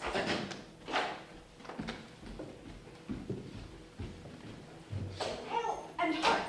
Oberon's forces make capture the great fairy fountain to the east. Our station clique can find no purchase against their hallowed blades, and they do count among their number the dread pale man for whom fairies are light sustenance. 'Tis well. Reinforce thyself, and with a bitter blossom return. We'll allow our enemies entrance and trap them therein. Are bitter blossoms not prescribed by Atlantean decree? The decree hath been retracted by the veteran handiwork of the Fey Chancellor, and bitter blossoms are again modern legal. Then I'll delay not longer. Attention! Here, General Bottom. Who art thou, and what is thy pleasure? Many names and guises have I, but I am known for my cobalt tresses, and some call me Malvina. I am mother to lost souls, wandering boys, and stray hearts. And thou? I wear the same guise to no two men, but I'm stranger to none. Abigail Synth is what they call me, and so may as they know me. Joyous revelry is my stock in trade, yet in my presence leadeth men to stray, and my touch doth drive them to madness, for I am a capricious sprite. If I send thee both, each will find the other unwelcome company. Thou wilt accompany in all said to forest's edge. There seek fresh hay, for our reserve runneth short. Thou art welcome guest, to aid my hardships passing. Thy will be done. A guest to thee, Honor General? Such distinction is not for me to dream of. Idleness is a beguiling spirit, but he who indulges in it reaps no gain, and when starving for want of bread, will regret his imprudence dearly. Truly, thou wouldst find me a welcome guest at thy table till cocks crow, but thou wouldst then beseech the heavens for the good sense to have me sent on my way. She speaketh goodly sense. That I cannot deny. Oh, that by every vice were inclined to argue thus. Thou mayest retire, Mistress Abbey. I shall partake of thy company when the trumpet cries victorious in triumphs. And once I go on heel and toe, the blithest spirit to and fro. I await but a word from the fairy fountain. If all goes well, we have removed our enemy's vanguard, and may muster for one final foray into their midst, while the front remaineth undermined. 3 flights will send to their center, and take prisoner the king himself. Nay, the danger be not worth the prize. 3 fights will founder against Oberon's formations. They shall not go forth alone, but with the twin blessing of speed and cunning. Even the finest threads may pass through a needle if 'tis aimed squarely at the eye. 'Twill advantage itself upon what mayhem its passage creates. Ere Oberon can conceive the stratagem, the 3 flights will upon him. And wise is he who first said, faint heart ne'er yet claimed the bullion. 'Tis well devised. Thy keen mind may spite my worries yet. In sooth, I feared a forced retreat from my court, swept on like the autumn winds before which fallen leaves that may only scatter. In the event, neath the forest walnut shelter we've scattered, folded until the tallest of us were no more than a thumb length high. Oberon's ire is highly stoked, but would slowly cool for want of kindling were we thus secluded. In that state he would have been moved to grant me parley. And will you so treat him? Nay, his humiliation will satisfy. My temper runneth in a cool vein, well suited to match Oberon's fire. 'Tis hard and unyielding as iron, or so it hath been quoted. Mere breaths dare lift these barbed words to the absence of my person, but the wind is a willing courier. Truly, a ruler's greatest boon is not the imposing fist, but a well-tuned ear. Aye, fortunate the ear that need not tarry for a chanty, but may produce one at its leisure. Cold iron, general, will triumph over piping froth. Oberon's chastisement will be on my terms, and for that, I expect will sting all the more keenly. Fair news from the front, General Potter. Oberon, expecting reinforcements from the fairy fountain, hath advanced beyond his means. Our flights hold firm and drive the wedge betwixt them further. The rival band, like overripe cherries, did come into full bloom prematurely, and now await our plucking, for they are well stymied and poised at the tottering edge of defeat. Thy testimony is as the summer sun upon my breast, good fairy. Gloried victory now catches its effigy within my very eyes. Give word at once to prepare a sortie. We will lead with a strike from the ash grove, with the Dunraven clique at its head. Weave a web about their body with the rest, that the luxury of escape will be denied them. My place is with Dunraven at the head of the charge. My husband's sorcery will not suffer a test of might to any but mine. His attentions all turn towards myself till his army lies scattered about him. Get thee to the front, General. I will join thee presently. I will await your command. At your bidding, we will sally once more into the breach. Fairies, array you behind me and draw. In this hour, darkest before dawn's light, let the blade that tippeth the scale be thine. March!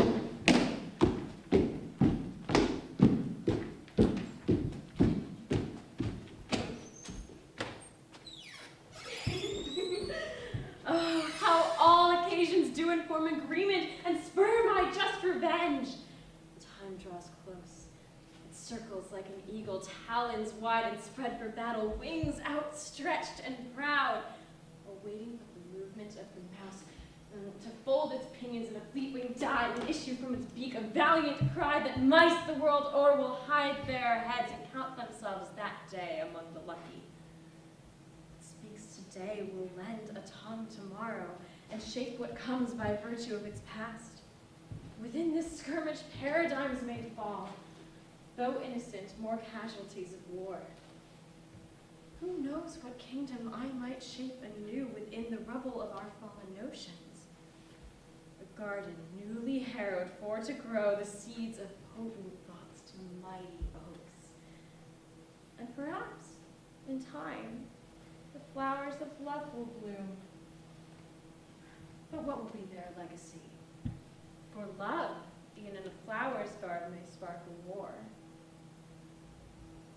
'Tis but the meanest thing to work such charms that overturned a forest here tonight. And such a lovely thing to work the hate in measure equal to the love it made. In sooth, 'tis bitter on the tongue my roll. 'Tis bitter on the tongue my roll, in what fell tide hath swept this wood apart. The trees afire, the clouds asunder rent, and peace 2 centuries grown hath now been changed for open war betwixt the fairy kin. Yet, heavier upon my conscience weighs that but to gain advantage on my foe, I gave a guiltless man a vile shape which he did not deserve nor comprehend. A voice but passing small did cry me, stop. But in my folly and my vengeant rage, my deafened ears derided to conscience sense. For dragons of the heart are shrewder still than dragons of the flesh. We fain may match a dragon well in combat pre-declared. In measure do we prove the worthier 9 times in 10, but those within ourselves, who are ourselves and know us for the knaves the world may never see, stymie us. Immortal bodies house our mortal souls as equal in their fallibility to those we'd hold ourselves so high above. And I, as fey to mortals are to kings, am but this flowered bud, a corrupter who, if her victims knew what she had wrought, would likely end her and they had the means. What am I that I do not do the same? The charms its laid remain the lover's fate, but evils hence, or not perpetuate.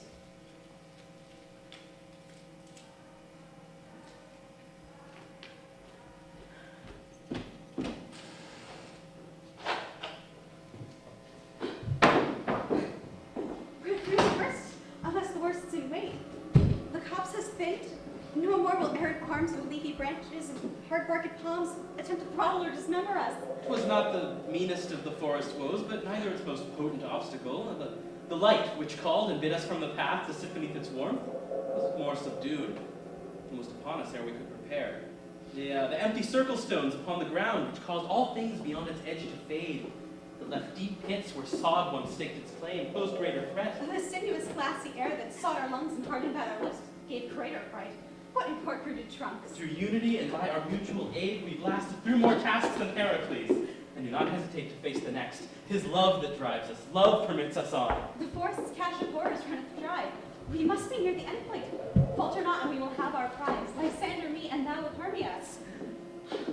Thy shoulder bleeds. Scratch no more. A pine is passing swift when it is moved to be. It was carelessness that caused the wound. I'll not be hindered by it. I bid thee, let me mind it. Thine injury was one in my defense. I'll suffer it not upon thy person. Bravery is well, but valor serve the herald's tragic end. Or sweet rewards. More pleasant for the pains afflicted in the gating. Suffering is but the bitter parcel, wrapped in hide and soaked in offal, which few dare approach. 'Tis those with wisdom, those with bravery, or those with naught but their impetuous hearts, who find in the unwrapping paradise. Once hidden neath the rags, now brought to light. Then speak of heaven to Prometheus. I am not he. Nor is his burden thine. Thy sacrifice is not ordained. Be free and shore thy hardships where thou mayst. Mark me, when I do say thy settles my concern, for I do care for thee, Demetrius. We kindred spirits, comrades in one aim, together walk through fire, over coals, and still remain unburned. 'Tis kinship's way to bind like souls who ferry o'er the Styx with one vessel. Thus, for my concern, oblige a friend, and let her tend to thee. My heart entreats me onward, wound or no, and gladly I'd obey, but as a friend thou hast entreated, by my friend I'm moved. In that capacity I have much regard for thee. For this has been our crucible, and stood thou every moment at my breast. Before I tolerated thee, but now I would not think to idly brush aside thy smallest of concerns. For thee I'll stay. Purely words oft speak unfettered sense. With weight behind. 'Tis not the same in love, for friends with import speak, while lovers ape and think of nothing. So they fill their words. When we converse, it forms a branching path of forks and splits, which I must navigate and pain myself in traveling but one course. I long to backtrack, but the road ahead doth draw me further onward endlessly. Where'er we end, I end there happily. Thy words give shape to thoughts already mine. What precious conversation filled the gaps betwixt mad gibbering shadows and strong winds which blew us panting to the roiling moss, hath been its own adventure, more my life than this thought. If this wound must cause delay, no company I'd rather have than thee to while away the misdirected time. Let us converse ere ardor bids us on. And gladly would I, and my work remained. But thou art well, or else I may achieve. How farest thou? I judge it acceptable. The bleeding stopped. The pain is but an ache, which I could treat as elders the unwise. Then up. The fog awaits the challenge hence, and we'll renew it. We've too long delayed, and speech is cheap. We'll have a glut anon when we adventurers have won our loves and stand encircled in their fervorous arms. 'Tis then and not before that we'll converse for any length or subject we desire. The treetops rattle. Call to mind thine oath, the storms again upon us! I recall it, and gladly I fulfill it, to serve a friend.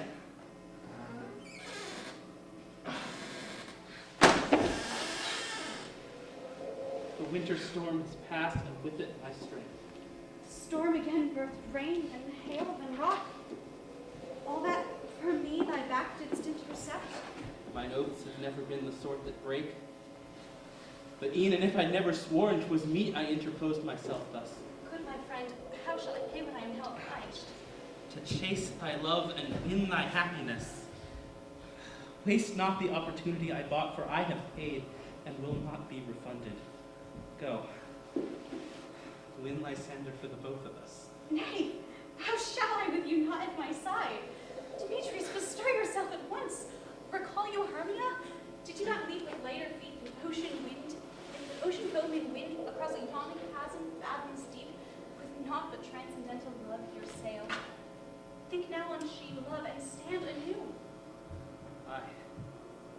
So I have. So I will. And do.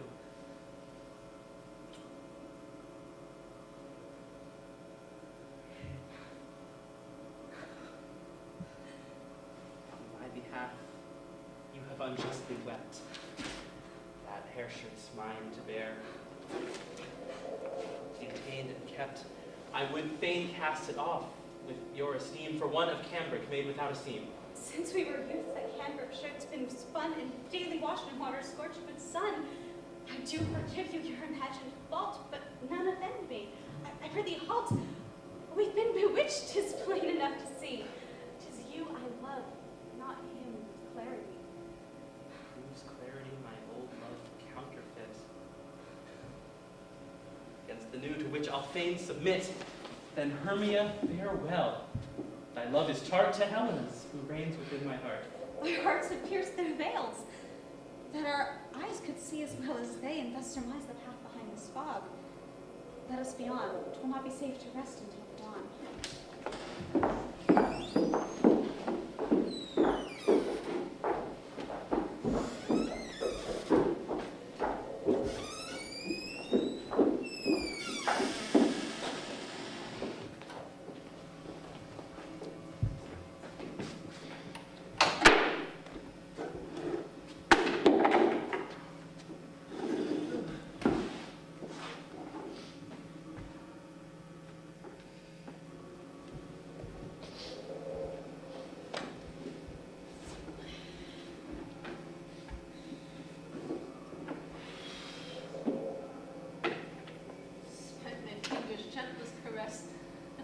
But embers.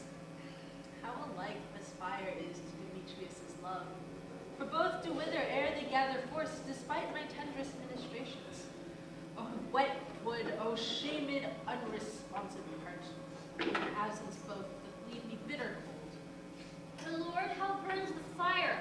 Poorly yet. Forgive me if that news brings no upset. For such a fire, if built, would hardly reach its heat to me as surely as thy speech. But if the camp I weren't forced to shun, then would we both have heat instead of none? I'd sooner brave the frigid winter's scorn and perish gripped within its hoary grasp than strike my body's flints against thy steel. Seek out another for thy charms. 'Tis true in metaphor we oft do speak, but in this case my words are not oblique. Thou speakest of a body's flint and steel, yet more can I achieve if they be real. Recall thou not my skill with wood and spark, but call me close, I'll vanquish back the dark. I did misunderstand. Prithee, try. Thou mayst approach, I do suspend thy oath. I give thee thanks.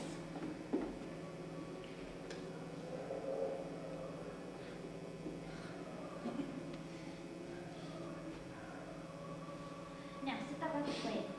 What marvel is this? No marvel, but the same as when upon the river bank in chill of winter thou didst sit in grievous ill, thy clothes soaked through, thy spirit soon to fly, no wood or fuel to form a remedy. But labored I till my crude tools found spark to drive away the bone chill and the dark, and press thee twixt my body and the fire. Warmth on two fronts, thus did the cold expire. So history herself commends my deeds as do relate to fire's mineral seeds. Did Thou remember aught of this? No? Nay, the memories are marsh mist in my mind, substantial as a spray upon my cheek. As thou didst tell the tale, they took shape again, but ere they did, they were restrained when wild abandon gives us o'er, withdrawn. The autumn air that winter swept the lawn. The trees did cast their leaves about like sand, all red and yellow, but not half as bright as we were with the force of our delight. The chamberlain dispatched to seek us found us in the trees as oft as on the ground. I do recall a tree whose branches made a perfect love seat underneath the shade of a great limb. How vigorous we'd moved the branches till bright leaves fell from above and trod the heads of noble passers-by. Then when the pile grew larger from the sky, we'd plummet and we'd land where we did start, both tangled, limb with limb and heart with heart. Thy words like puzzle boxes interlock with all of my mind's phantasms and restore them to their fullness. Please, if there be more of these sweet memories, I prithee tell. Sweet Demeter outstretched her gentle hand and brought the air of spring upon the land. And fresh content from summer rested we outside the walls of Athens in the lead. We lay supine on nature's verdant bed, thy shoulder welcome purchased for my head, and thought of nothing but that nothingness that occupies young heads. Thou must needs guess. What creature came upon us in that pose and started as we seeing it arose? In tongues of brand, my answers at the tip. The scene remakes itself in my mind's eye. 'Twas, spoil me not, my pride will not permit thy name. I see the olive tree, and us beneath it. Some yards off the creature stirs. Its nose doth twitch, its ears be long. A hare! A hare it was! Dost thou recall the rest? My mind is blank. Then we'll forgo the test. To see the hare did give me joy so grand, I wished at once to have it in my hand. Thou saw this wish writ plain upon my face, and slowly stood, then darted thence. The race was fierce contested, rabbit against man, which one might prove the better. I began to think thee well defeated, and I wept, but thou didst then return, thy promise kept, and squirming in thy arms the hare I yearned to keep. And with that rabbit we returned to Athens. She became a loved pet. Her name be Clover, and she liveth yet. Eagerly these memories return, diverted once the rivers of my thought, but now the arid banks begin to swell. A clover. She is brown, with flecks of white, and so agreeable to the human touch. How could I forget her? To continue, my riverbanks now long to overflow.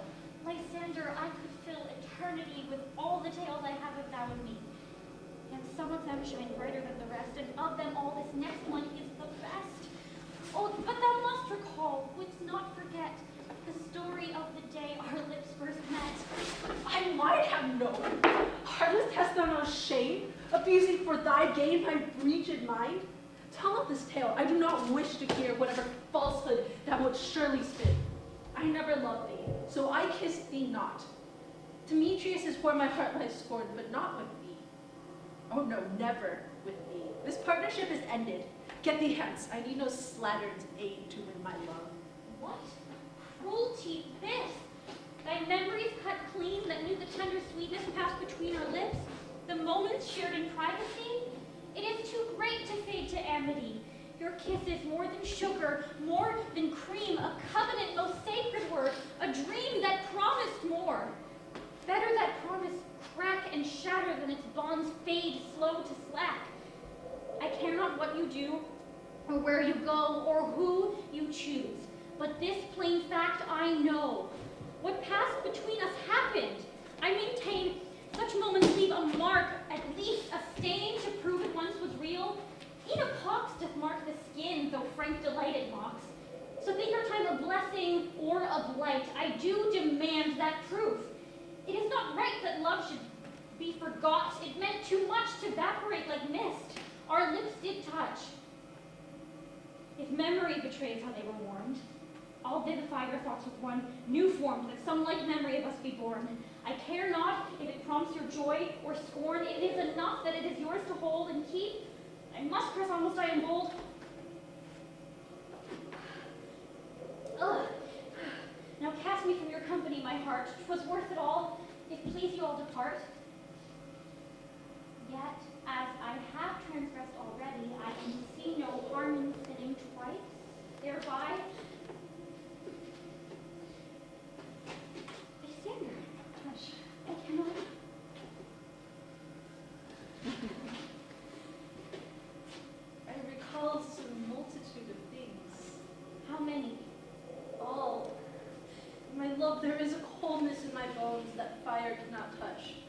where I alone rid myself of. Therefore, on bended knee, I ask, may beg your presence close to me.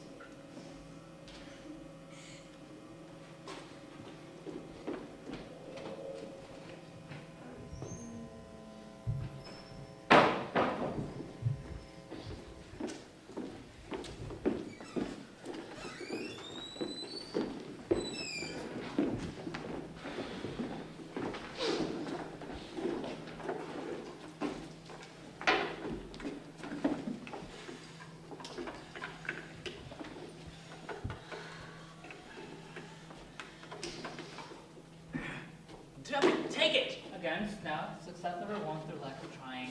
And I make 1,000 attempts, the wood shan't be dry for the 1,001st. But 1 hour passed, I saw a flock of fire bats among the cost. By Jove, what lunacy is it when bats will merrily combust whilst the wood stayeth obdurate? This lanthorn doth the horned moon present. Myself, the man in the moon do seem to be. But with undergrowth is this, my thorn bush meant, and faithful Tush in thy hound. teeth. To rehearse not unseasonable. Rehearsal's never unseasonable. Study on. 'Twill be well rewarded come performance day. Does their present circumstance suggest rehearsal to you, Quince? Why, what part? The piercing unnatural cold?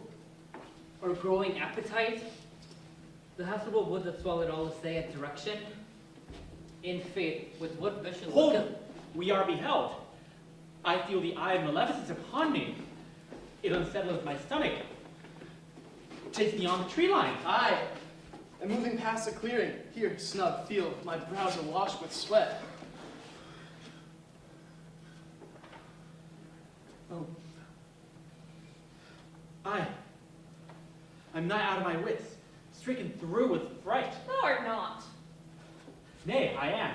Then seal thy fright behind closed lips and keep the key about you. Do but pretend courage, I pray thee. If one among us catcheth fright, 'twill spread like sickness. Peter Quince, I am too greatly feared. Mark my quaking. Oh, fie, hang it all. 'Tis our postponed action, does it?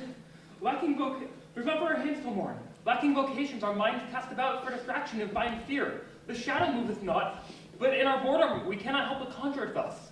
Therefore, let's occupy ourselves and through a game of bridge the night hours. I know no games. I've won. 'Tis the game of I espy. I'll first. I spy with mine eye. Something black. 'Tis the night. Aye, well guessed. I'll again. I spy with mine eye. Another thing, 'tis black. Hast thou other games? Mayhap we ought to sing. Nay, sing not! I have a winsome voice, and coupled with the most melodious and note-tuned ear. Oak that cycle now fly, then you'll have but 4 to search for 2. We ought begin the search again. Bottom may be heralded, hath no companions to keep him company. We search until food cramps us. We'll make no progress till morning. He's like has not found his way home and is even now putting a teapot full to roil and thinking on what's come to us. Let us rehearse our play to while the time. 'Twill drive out the fright. 'Tis no game, but good as any, say I. And I'll not, I think. Oh, be a sport, dude. Well, Thou look the fool being odd man out amongst us. oh, very well. But I warn you, I shan't enjoy it. By moonlight, mark your lines. Come flute. Mark your lines and stand thus. Where shall we begin? Why, at the beginning, and continue till we found the end, whereupon we'll stop. Mary, begin. Gentles, perchance you wonder at this show, but wonder on till truth makes all things plain. This man is Pyramus. Omit that, for we've no Pyramus. We do but rehearse. We will by performance have our Pyramus returned. Why, whose death will prompt food and his life? I'll whisper to no man, but Snout's fingers only. For I say that without bottom, this play hath no pyramids, and without pyramids, this play hath no bottom. Nay, no tell neither. Let pass Pyramus's line for the moment. We'll refresh him at next meeting. Now peace, and I will continue in my vein. This man is Pyramus, if you would know. This beauteous lady Thisbe is certain. This man with lime and rough cast doth present wall, that vile wall, which did these lovers sunder, and through wall's chink poor souls they are content to whisper. The witch left. How long must I stand thus? My arms are up and down with cramps. Thou mayest hold thyself in another stance, man. Nay, to hold myself elsewise would not suggest a wall. I must suggest a wall. Thy prologue will suggest the wall, thou needest but stand. I'll sit, for my legs begin to ache, and suggest the wall in comfort. In this same interlude it doth befall that I, once Snap by name... Hold, there's more of mine to say. Thou must await thy cue. Nay, 'tis long enough already. Move past, move past. Aye, move past. I wish to roar. I have a roar within me now that bellows to be let loose. I must be sure my lines are fixed within my brain. Thy dedication is a proof. Will require none of it. 'Tis mine entrance. O wall, full often hast thou heard my moans for parting my fair Pyramus and me. My churl lips have often kissed thy walls. Thy stones with lime inherited up in thee. Pyramus! I perceive not. Up here again. Peter Quince. Pyramus doth not keep appointments. Proceed. Picture thy love, then speaking forth his lines, and deliver those lines to the picture. They are jumbled. What be my cues? I do kiss the wall, that much I do recall, and sit Pyramus this black present, wall will I address. I will meet thee at Lady's tomb. Thus have I, wall, my part dissembled so, and being done, thus away wall doth go. Now comes thine entrance. You ladies, you whose gentle hearts do fear, the smallest monstrous mouse that creeps on floor may now perchance both quake and tumble here, when lion rough in wildest rage doth roar. Then know that I, one snug, the joiner, am a lion fell, or else no lion's dam. For if I should as lion come and strife into this place, 'twere pity on my life. Odds, 'twas on letter. 'Tis not but the half part, for there's a great roar within me that shan't long be denied. I tremble holding it. Peter Quince, I've a great worry about me. 'Tis decided I play the moonshine, that I'll own, and 'tis a good part and one I embrace without complaint. Yet, if natural moon shineth above, it leaveth little room for me. I'll withdraw this rehearsal. Nay, the part of the moon is of great import. Just close thine eyes to the moonlight and imagine it's absent. This lanthorn doth the horned moon present. There is the moon, not from the sky. Thou hast preceded thy cue. Pardon, I could no longer hold it. Collect thyself, and we'll begin again at Thisbe's entrance. 'Twas the most fearsome roar that ever mine eyes beheld. All the roar's descendants will be diminished in stature. Here the best is past.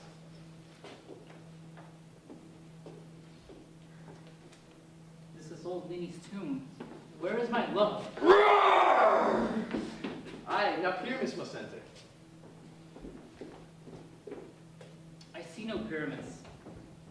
Thus I say he's found doom in lion's jaws. I was sorely frighted by the beast's approach, but do return that you may observe mine eyes its due.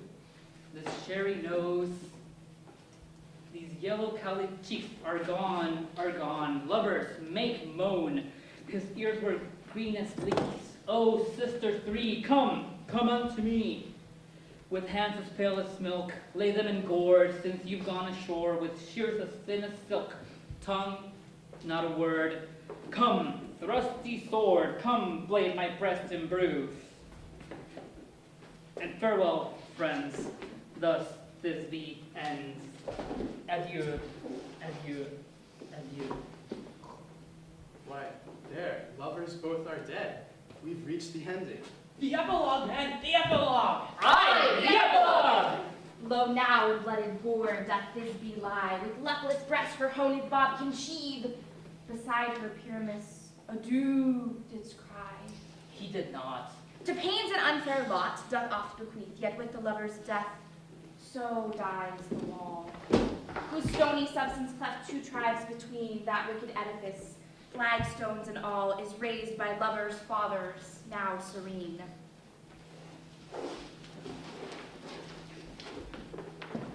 For never was story of more misery than that of Pyramus and his Thisbe.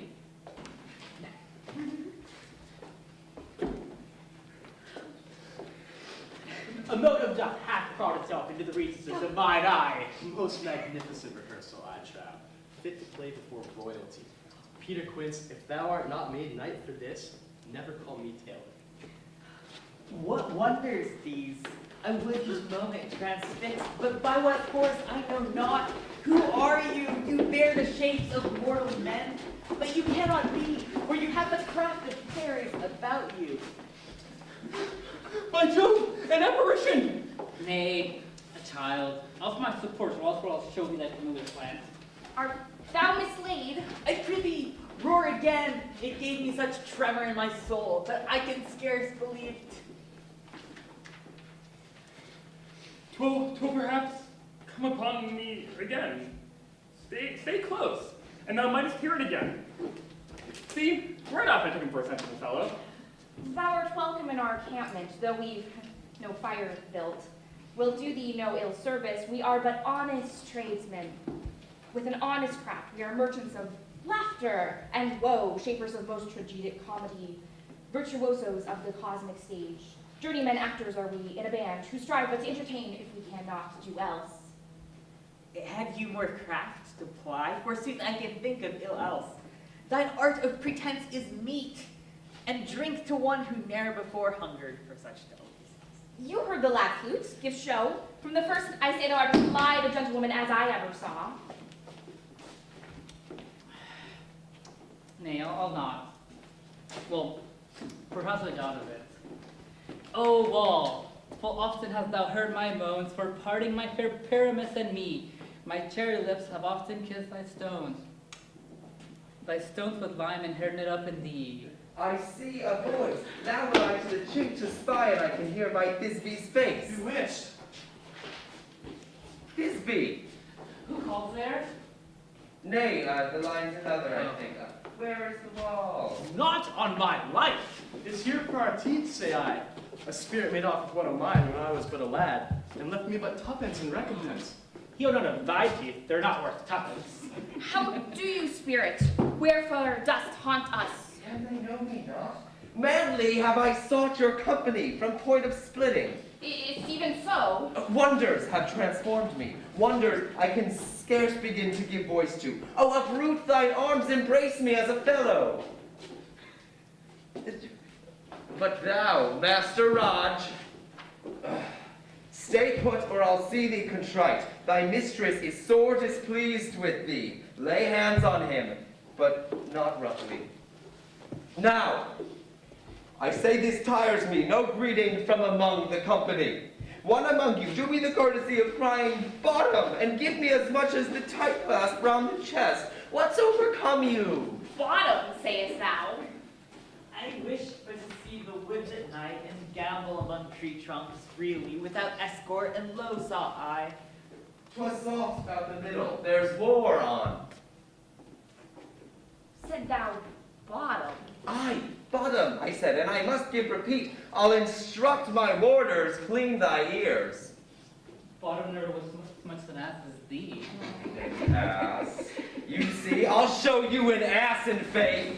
Aye, thou dost yet. Oh, vexation. I've not time to box hinged wood dummies with thee. 'Tis war on. The compound needs but I to make a final assault.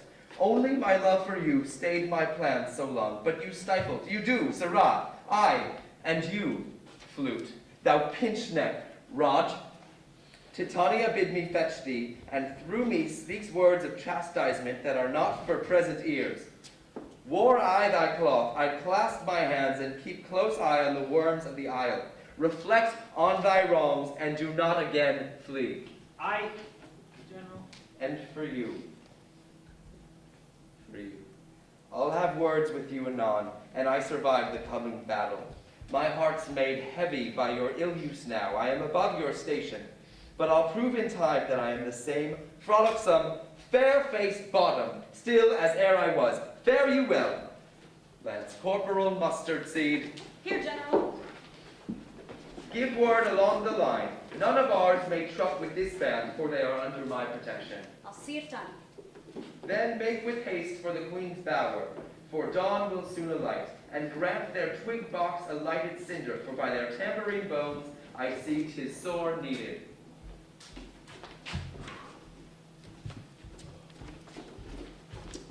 I feel that I have seen madness.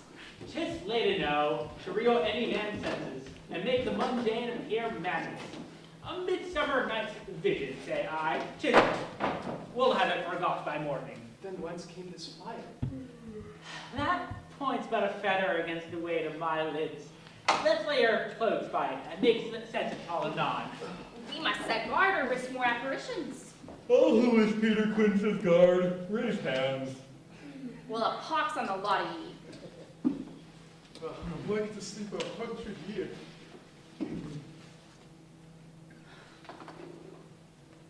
In Amsterdam I met a maid, mark well what I do say.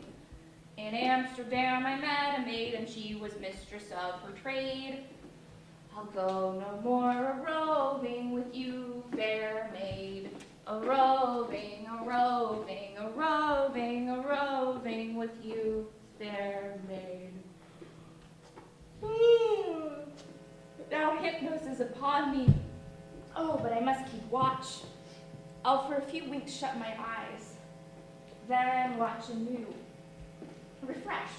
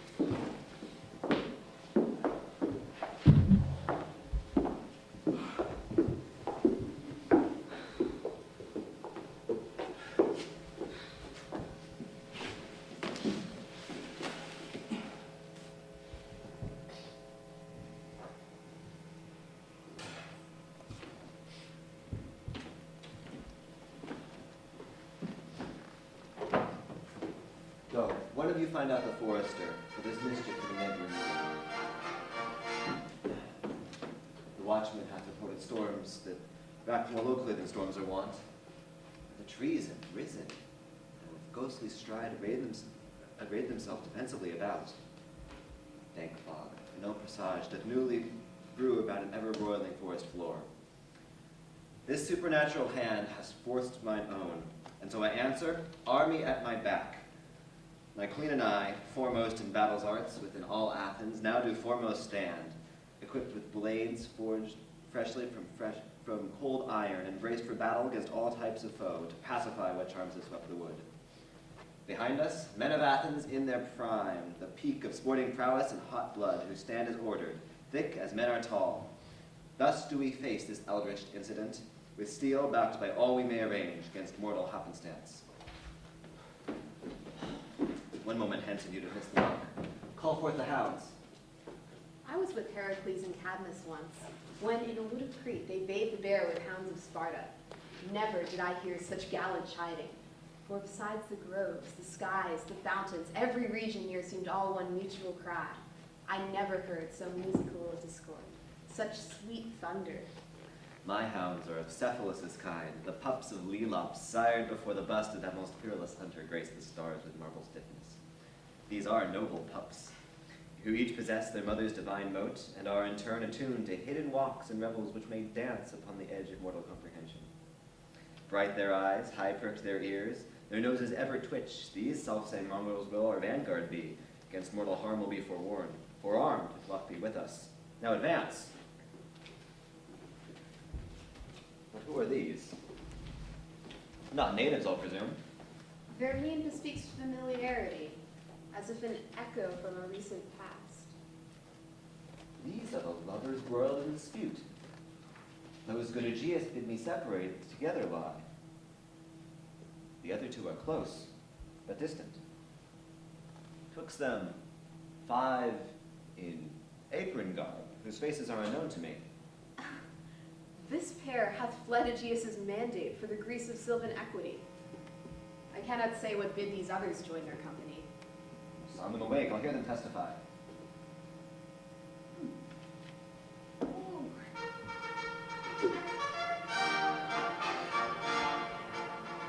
My dreams blush green at my reality and plunge themselves at once 1 fathom more. No dream. Midsummer night has come and gone.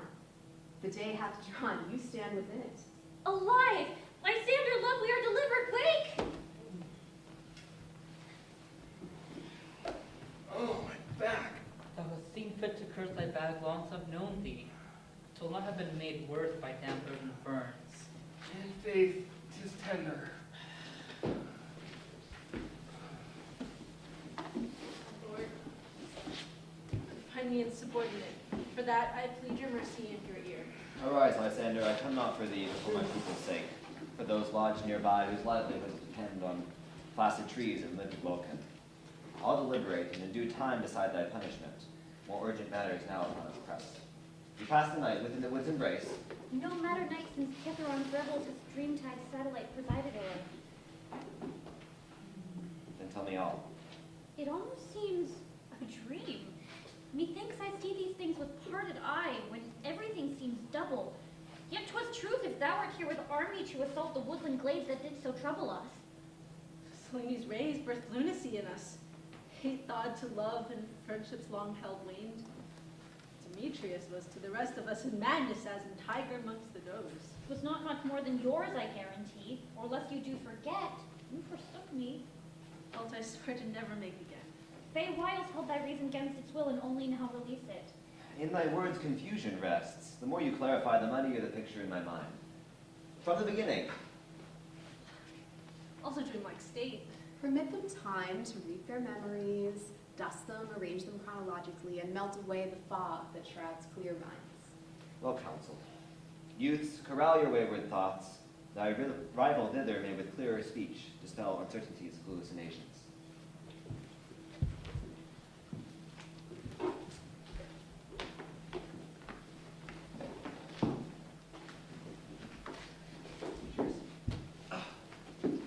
My lord, you find me disadvantaged. Rise and claim advantage, for thy rival's caught. He, Athens, sought to flee with Hermia, but shall not now escape her husband's vow. Go thence and claim her. Ere the love you swore held not upon thy life. I must decline. My heart and Aegeus now disagree on who I am to marry. I was blind to love's true face. My love to Hermia, now melted as the snow, seems to me as the resemblance of an idol god, which in my childhood I did dote upon, and all the faith, the virtue of my heart, the object and the pleasure of mine eye is only Helena. To her, my lord, was I betrothed ere I saw Hermia, but like in sickness did I loathe this food, but as in health come to my natural taste. And now I do wish it, love it, long for it, and will forevermore be true to it. And I will honor it. The compact sealed. For love, as I see here, should not be slave to fatherhood's design. Lysander, too, shall have my sanction at the altar's base. Is it not just? Your rule is marked by wisdom's tender-hearted touch, and for it you will be praised. How came you hence in company with these unfortunates? I know them not. Nor I. Then you soon shall. Oh, craftsmen, prithee introduce yourselves. 'Tis an honor to meet you, my lord. I am but a humble craftsman, a carpenter, and these are my actors. What carpenter hath actors in employ?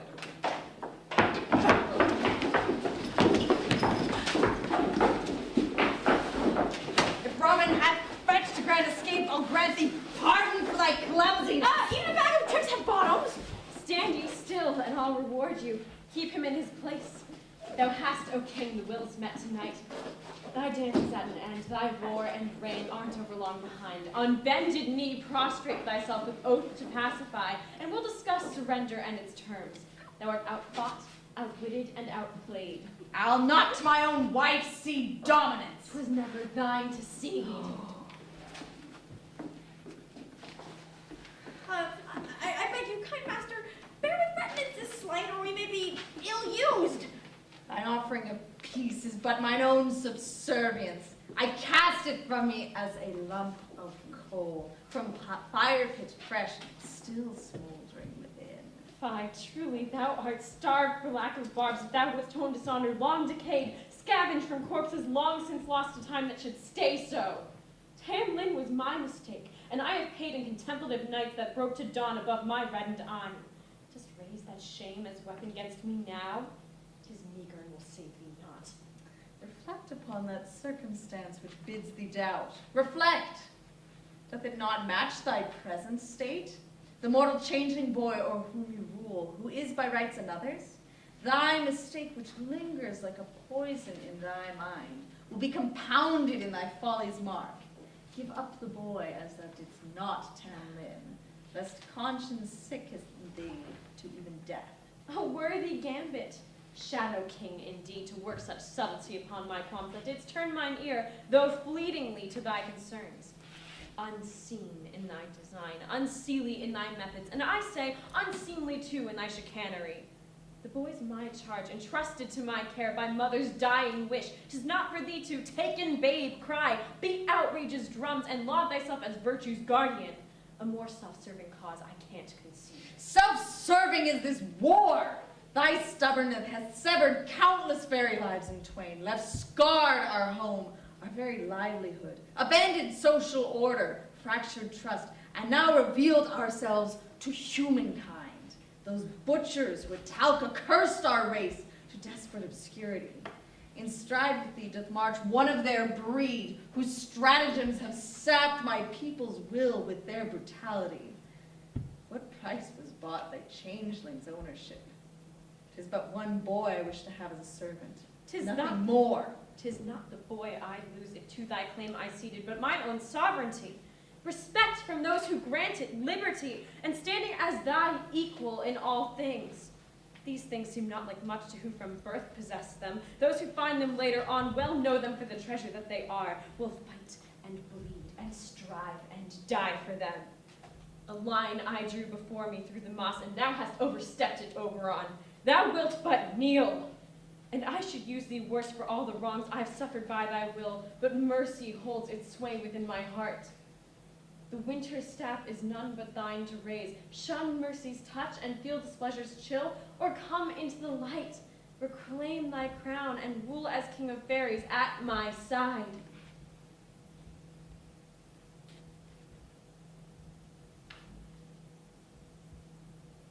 The changeling boy? The boy remains with me. Attempt once more, that outcome may not be. He's destined to my court. My heart is set. I hold the upper hand, lest you forget. Ere thou and thine do bring your prize to ground, I'll show you how well bites a cornered hound. Oh, my lord, she's wroth. I prithee tempt her not, nor beard her in her lair. 'Twas shrewdly fought, but I would rather life than— Hold thy peace! Thy mind is wasted on that idle tongue. Titania, come. This pronouncement know. I'll not to my defeat gracefully go. No more bloodshed will I tolerate until I ascertain who holds the right in this dispute. Speak forth who keeps your laws, and I'll add my soldiers to their cause. I did not ask it. You, sir, proceed. My wife doth have an Indian servant boy, a changeling human orphaned as a babe. No sweeter boy did walk, nor comelier. A treasure of the forest he, a prize too great to hold for any but a king. She did resist when I did but ask of her to grant this boy into my company, and made grave sport of my benevolence to mortal lovers. She then raised her arm and magic both against my rulership, which ended as unfolds before thy sight. I charge thee by the bond we share as kings to end this upstart I reign. have heard all that I wish to hear. I'll have facts and only facts. Incite me not. Now, lady, speak. 'Twas charged to me that boy, in mother's death was voiced that fervent wish.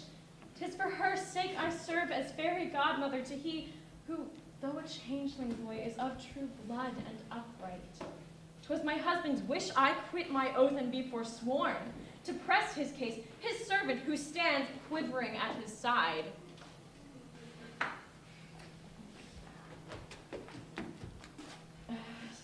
He dispatched to lay magic upon mine eyes, ensorcel me to love what magic bid. No meaning hold the vows he softly spoke neath woodlid, Aurora, our love's witness. A slight with centuries' weight rejoinder begs. I did but echo Themis in mine acts. O queen, if ever wert thou friend to wives whose husbands overbear them, bend the ear of mine to aid. My judgment is mine own. I've heard thy testimony.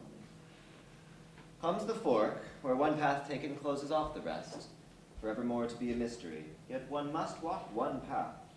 To stop's to die, and hesitation's barely practical, though always too easy. Faced with a choice, self-incapacity is a safer bet.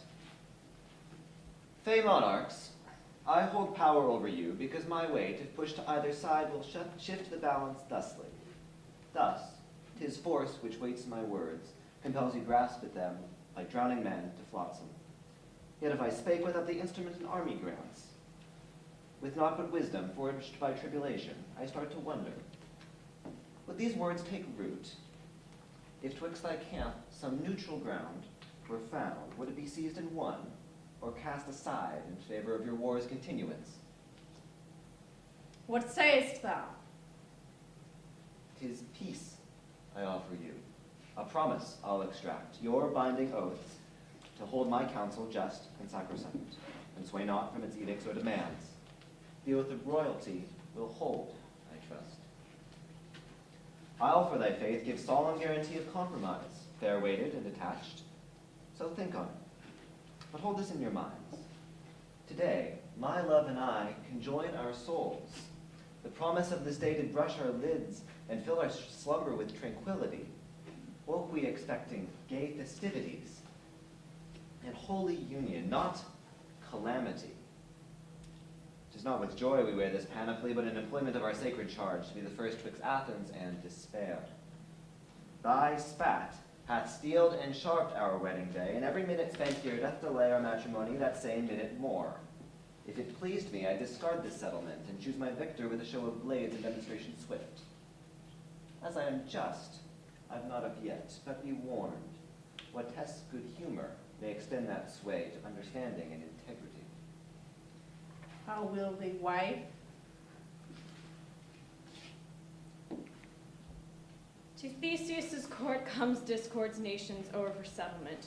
His even hand hath grown beyond the walls of Athens, and he fairness guarantees all bloodshed end. His edict I'd accept, for writ of trust is not such worthy proof as Theseus of Athens with his word.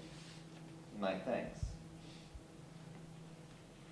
But two like pledges must there be? Allow me my deliverance.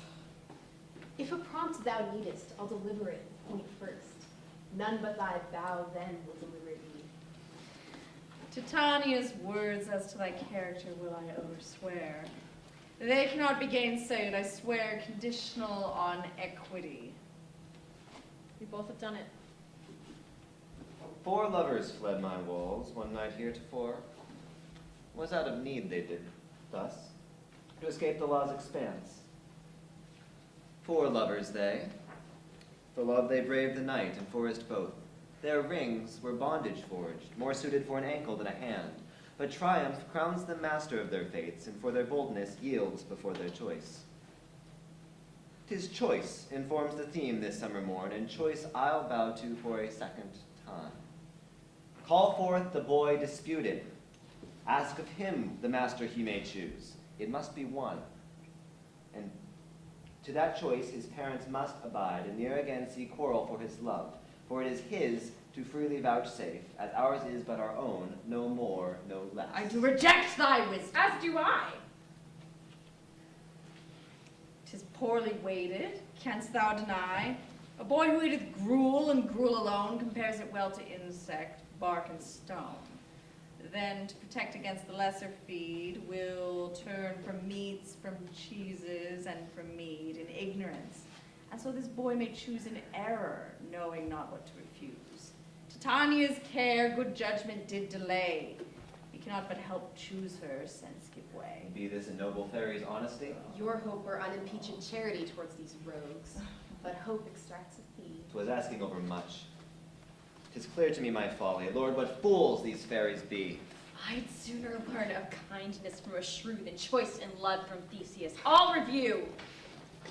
The Amazonian queen in kingly bed, enshrined was claimed by force, will grudging wed.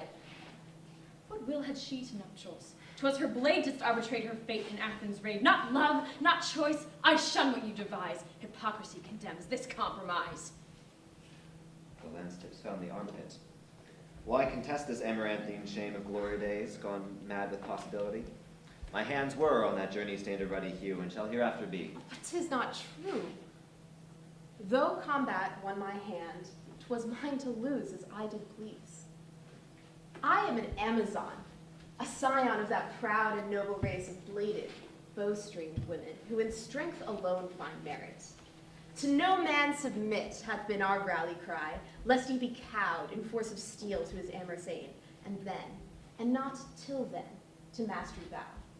Be thou the snarling, wild-hearted wolf that must be brought to heel lest it bite. When Theseus, o'er foaming strand, did sail in golden ship and served by retinue, in sooth he conquered me with glance alone. And though in his triumph lost his heart to me and was in turn prevailed o'er. But the will of custom is not so easily overrid, and custom called for steel. So he drew.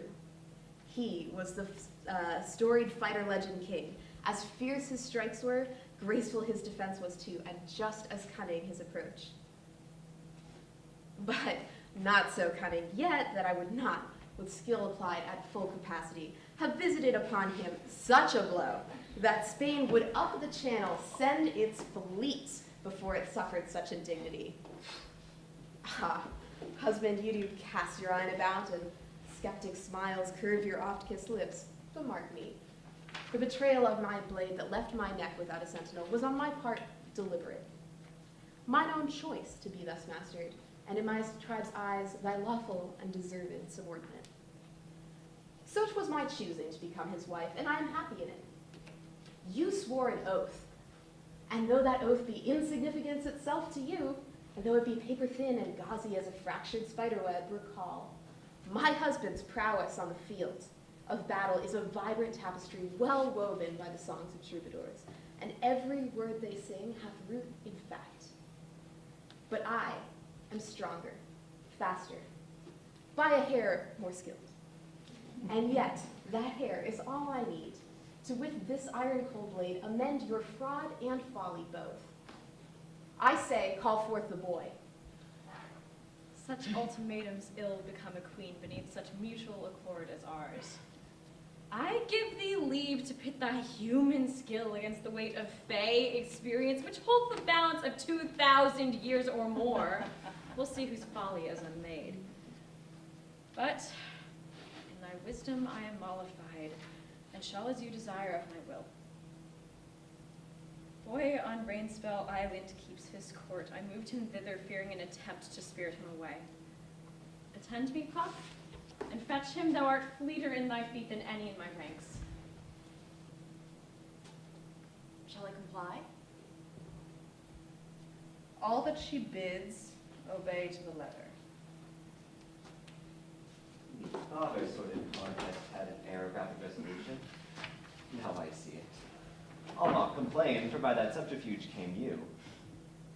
And did you, for mine honor's sake, withhold that secret till necessity bade its release? You are the noblest, most priceless creature ere this world walked. My servant? I have done thee parlous wrong. What wrong, O queen? A cruel translation placed on the head of he who gave his service willingly in my defense. 'Tis past mine absolution, but not my power to this wrong make right. For all thy service rendered and the slights I heaped on thee, I offer my regrets and deepest sorrows. If thou canst forgive, I ask it. Thou shalt lead a blessed life this moment hence. It is thine earned pay. Why, bully boy! Oh, Peter Quince, and snug, and flute, oh sweet flute, flute, how the hours apart from you have racked me. Am I mad? Me thought, oh, well, let it pass. Oh, Bottom, what a monstrous shape you had been forced to wear. What shape is that? An ass man, a dowdy ass.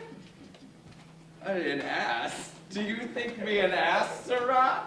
No ass I, nay, but a fairy general. Make of that what you will, Peter Quince. Aye, laugh if you will.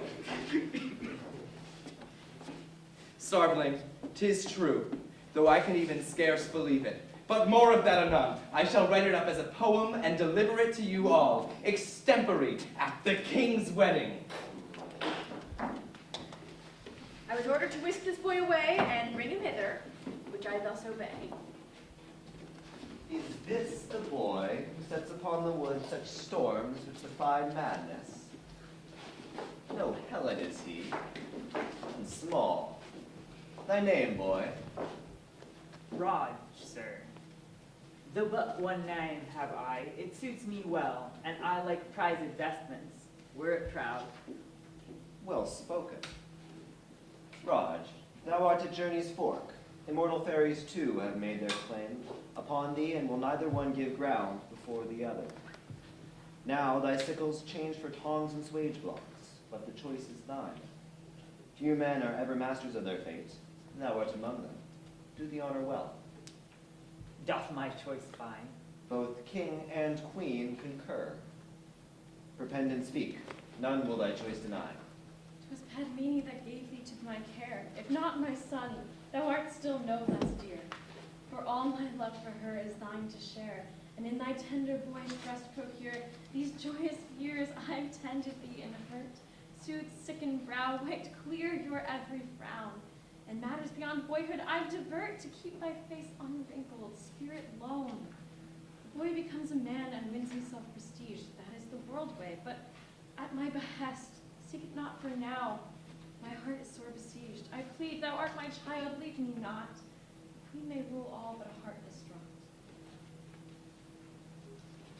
The forest's heart holds spectacles unseen by mortals if they lived 100 lives. But you are to these wonders all, I ween, the majesty to which all wonder strives. A sweet-faced boy, unmarred by passive time. A clever boy who learns at rapid pace. A kindly boy who smiles all sublime. And to all creatures living grants his grace. Is it any shock I'd be enthralled by thee? The boy whose gifts my kingdom doth outshine. If in thy heart lies mercy, hear my plea, and mark thee well these desperate pleading eyne. This weakness comes not oft, I tell thee true. No other power could mine own undo. It is too much to choose. But still thou must. Titania, you've been mother to me almost as long as memory stretches. And 'tis a kind picture those memories paint. I'll swear by it. You did treat me right well, and for it I give my thanks. Oberon, thy words do me honor. Beyond my credit, I cannot endorse the lavish praise you heap upon me, but it meeteth with mine utmost appreciation. And yet, despite the kindness shown me, my heart doth shrink from a life eternal among the trees. If 'tis in my power to choose, then would I walk freely among men, meet life's hardships as they came, and learn all I do not know. This past night, I have witnessed marvels unknown to me. Men wore the lives of others upon their bodies, filled their mouths with foreign words, moved freely with another's gait. No magic this, but magic all the same, and I would fain learn this art from these wise and gallant men who stand yonder, if I may. What sayest thou, Sir Quince? wouldst he be taught? as well as any who would seek to join our company. It is my wish. Like hammered claws on nails, you drive a mother's dotage backward to your heart. Where met the corporal organ must give way before the stronger force and beat its last, ere it expires. Wish again, I plead, to lose you from my life is pain indeed. I'll visit oft and perform you comedy until your eyes cannot find the tears for laughter, and your heart doth swell to bursting with pride for your mortal son, the journeyman actor. Upon the road my thoughts will with you be. You shan't help but feel my thoughts upon you, and those sad lips will again know smiles. Farewell, I shall return. Raj. Company, fated paramours, our bands to holy altar bound. Come all in our procession join. Will couples 3 be joined hymeneally with due pomp and revelry? And you will play for us. To you, I'll speak anon. For we might build between our races gifts, a paradise beyond one single capability. Thou needst but cross our border, we will come. But best be done with haste if done at all, for summer's sun to autumn doth defer. And winter's royalty on fairy thrones will rule our brethren till the springtime thaw. And their spirits of a different sort, and may not treat with thee. I'll see it done. The groundwork will ere summer's death be won. I claim these happenings do transpire, then call me mad, or else call me a liar, could be meet. Yet, despite dubious reaction, my thoughts do savor not much of distraction, lest is it I who let sanity roam free? Nay, love, thou'rt saying a lie. Then I must be. Yet these mad visions are lucidity itself to yesternight's dim memory. Methought, well, never mind what blurred events my dreaming mind stitched crosswise into sense. Make inquiry into our dreams. Thou'lt find, I do suspect, thine own exact aligned. Did all of us meander through the glade and fall in love like wantons newly made? It was no dream, do not conceive it so. Though incredulity bids reason go, adhere to Tarski's blessed litany, that mantra which is proven dignity to upturned faculties. The truth is blessed of all beliefs. I urge you, think it best to not discard what we have learned tonight about our inner selves. Those truths may bite, but love your hallowed laws have shown to me. Dismiss them not as stupors fantasy, for I accept them with an open heart among your evilest virtues. I bemoan the ugliest heart revealed is mine own. I hoped my spirit's gates to public view far wider than I meant, or than did you. Oh, I must know, forgo all gentleness. Now having seen me, do you love me less? I do but understand you. And by Jove, the more I understand, the more I love. You, Hermia, have seen my quintessence. Would you still have me? All my heart assents. 'Twould be a shame to waste the altar set to wed the king and queen of Athens. Yet, sweet prudence weighs my footfalls against delight. Nay, I'll press on. There's danger, for we might soon change our minds. We'll wed without delay. And change them after? 'Tis the usual way.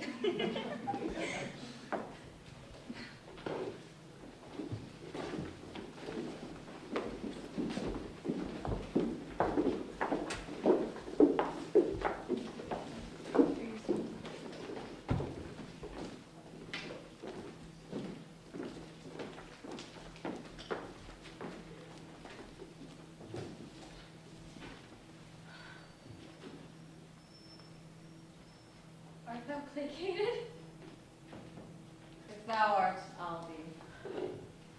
My pride ran wild, this will I concede if thou dost. That expression smacks of truth, I'll own. Open hostilities will cease on mine own part, though but reluctantly I grant it. For 'tis through thy yellow deeds I've lost the boy I cherished as a son, perhaps forever. 'Tis not easily born. Take heart. All mothers ever brought forth sons keep company with thee. A son's majority oft keenly bites, but 'tis a compliment of healthy rearing when impatient feet tap lively meter in the entrance hall. I was denied e'en that, a father's pride, but I begrudge thee not. I was amiss to with cursive tack entreat a child into my keeping. Now unveils the course of wisdom, long dissembled from mine eyes, and only at 11th hour perceived. Of our two beings, we'll give equally, and to a child of our own give form. No changeling, but a full-blood fairy babe, who is as much yours, mine, and yet his own. He'll burgeon under our combined care, or she, perhaps, shall no less handsome be. As handsome as he would be beautiful. Oh, how would Mab exult to have a charge! Once more give compact thusly lest I wake, but whispered anew each eventide, and I am yours, O king of unlit realms, until eternity gives up its last and fades in turn to cinders. I confess I know not how. The youngest of my band, sly Timbletack, predateth written word. I fear fairy birthing rights are lost, but I'll pledge mine endeavors into their full to reinvention. By moonlight we'll meet, until we find the answer we'll consort. My bower will this night open to you, and that we may every obstacle explore. Thy wit, or so 'tis said, is most immense, renowned in all corners. Set it loose and put it to the task. I say success by springtime will its crowned head make known. Oh, marry will I. Youthful fervency doth sweep upon me like a summer storm, and scorns the weight of years.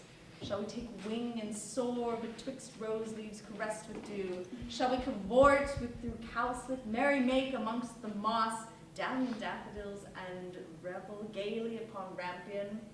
Midsummer morn becomes midsummer noon, and I waste not a word. To silver bells we'll trip our measures, and cross heaven's cloak we'll frisk, for we must dance and we must sing. It is our nature that we can't deny. For long, I feel the effervescent call that moves me to discard my somber thoughts. Let's be off. Mayhap will lovers bless with lengthy life and with prosperity. Our flights will be sore winnowed. Aye. The bowl of fairy fellowships untimely stripped, and bodies, like autumnal fallen leaves, lie scattered beneath sylvan canopies. The price of all my folly by these hands. O Ichor's wellspring, stained harbingers of our extinction, I'm of half a mind to lop thee from my person, and fain would if 'twould save one of Lurline's noble race. If virtuous spirits and waxen lips would ope, if pallid gentle cheeks with crimson flush, and leaden thrice crooked limbs again take flight, what wouldst I shun to change our fortunes thus? Nothing, say I. Dare say I'd slupper the slings and arrows of outrageous fortune to wipe this tragedy from time's accounts and start anew. I've physics of a sort, but 'tis untested and it may come up short. With thine assent I'll speak it. So, I think. About the globe, from keep to pyramid I've traveled, touring wonders of the age, great structures, beauties, writings for the stage, crusades and conquests, battles great and small, exotic beasts, but stories most of all. Heard I this legend in a far-off land, a fairy poisoned by a craven's hand. Into the arms of mortal friends she flew, and there her light extinguished for true. But ere her friend did mourn, these words he spake, and all the world heard. She may awake if mortals all efface their disbelief in fairies. Which they did, to his relief, and I, with halting breath and flickering glow, did feed on that belief, and brighter grow. If there were mortals, but they're long away. Perhaps another band doth, as a play, observe our plight, and if asked gracefully, would lend their hand with utmost sympathy in show of their belief in fairy kind, if having seen us, they're so inclined. In them we'll place our faith. Stay presently, solicit their indulgence, pleasantly. As in all things, beginnings fade to ends, 'tis left to Robin to restore amends.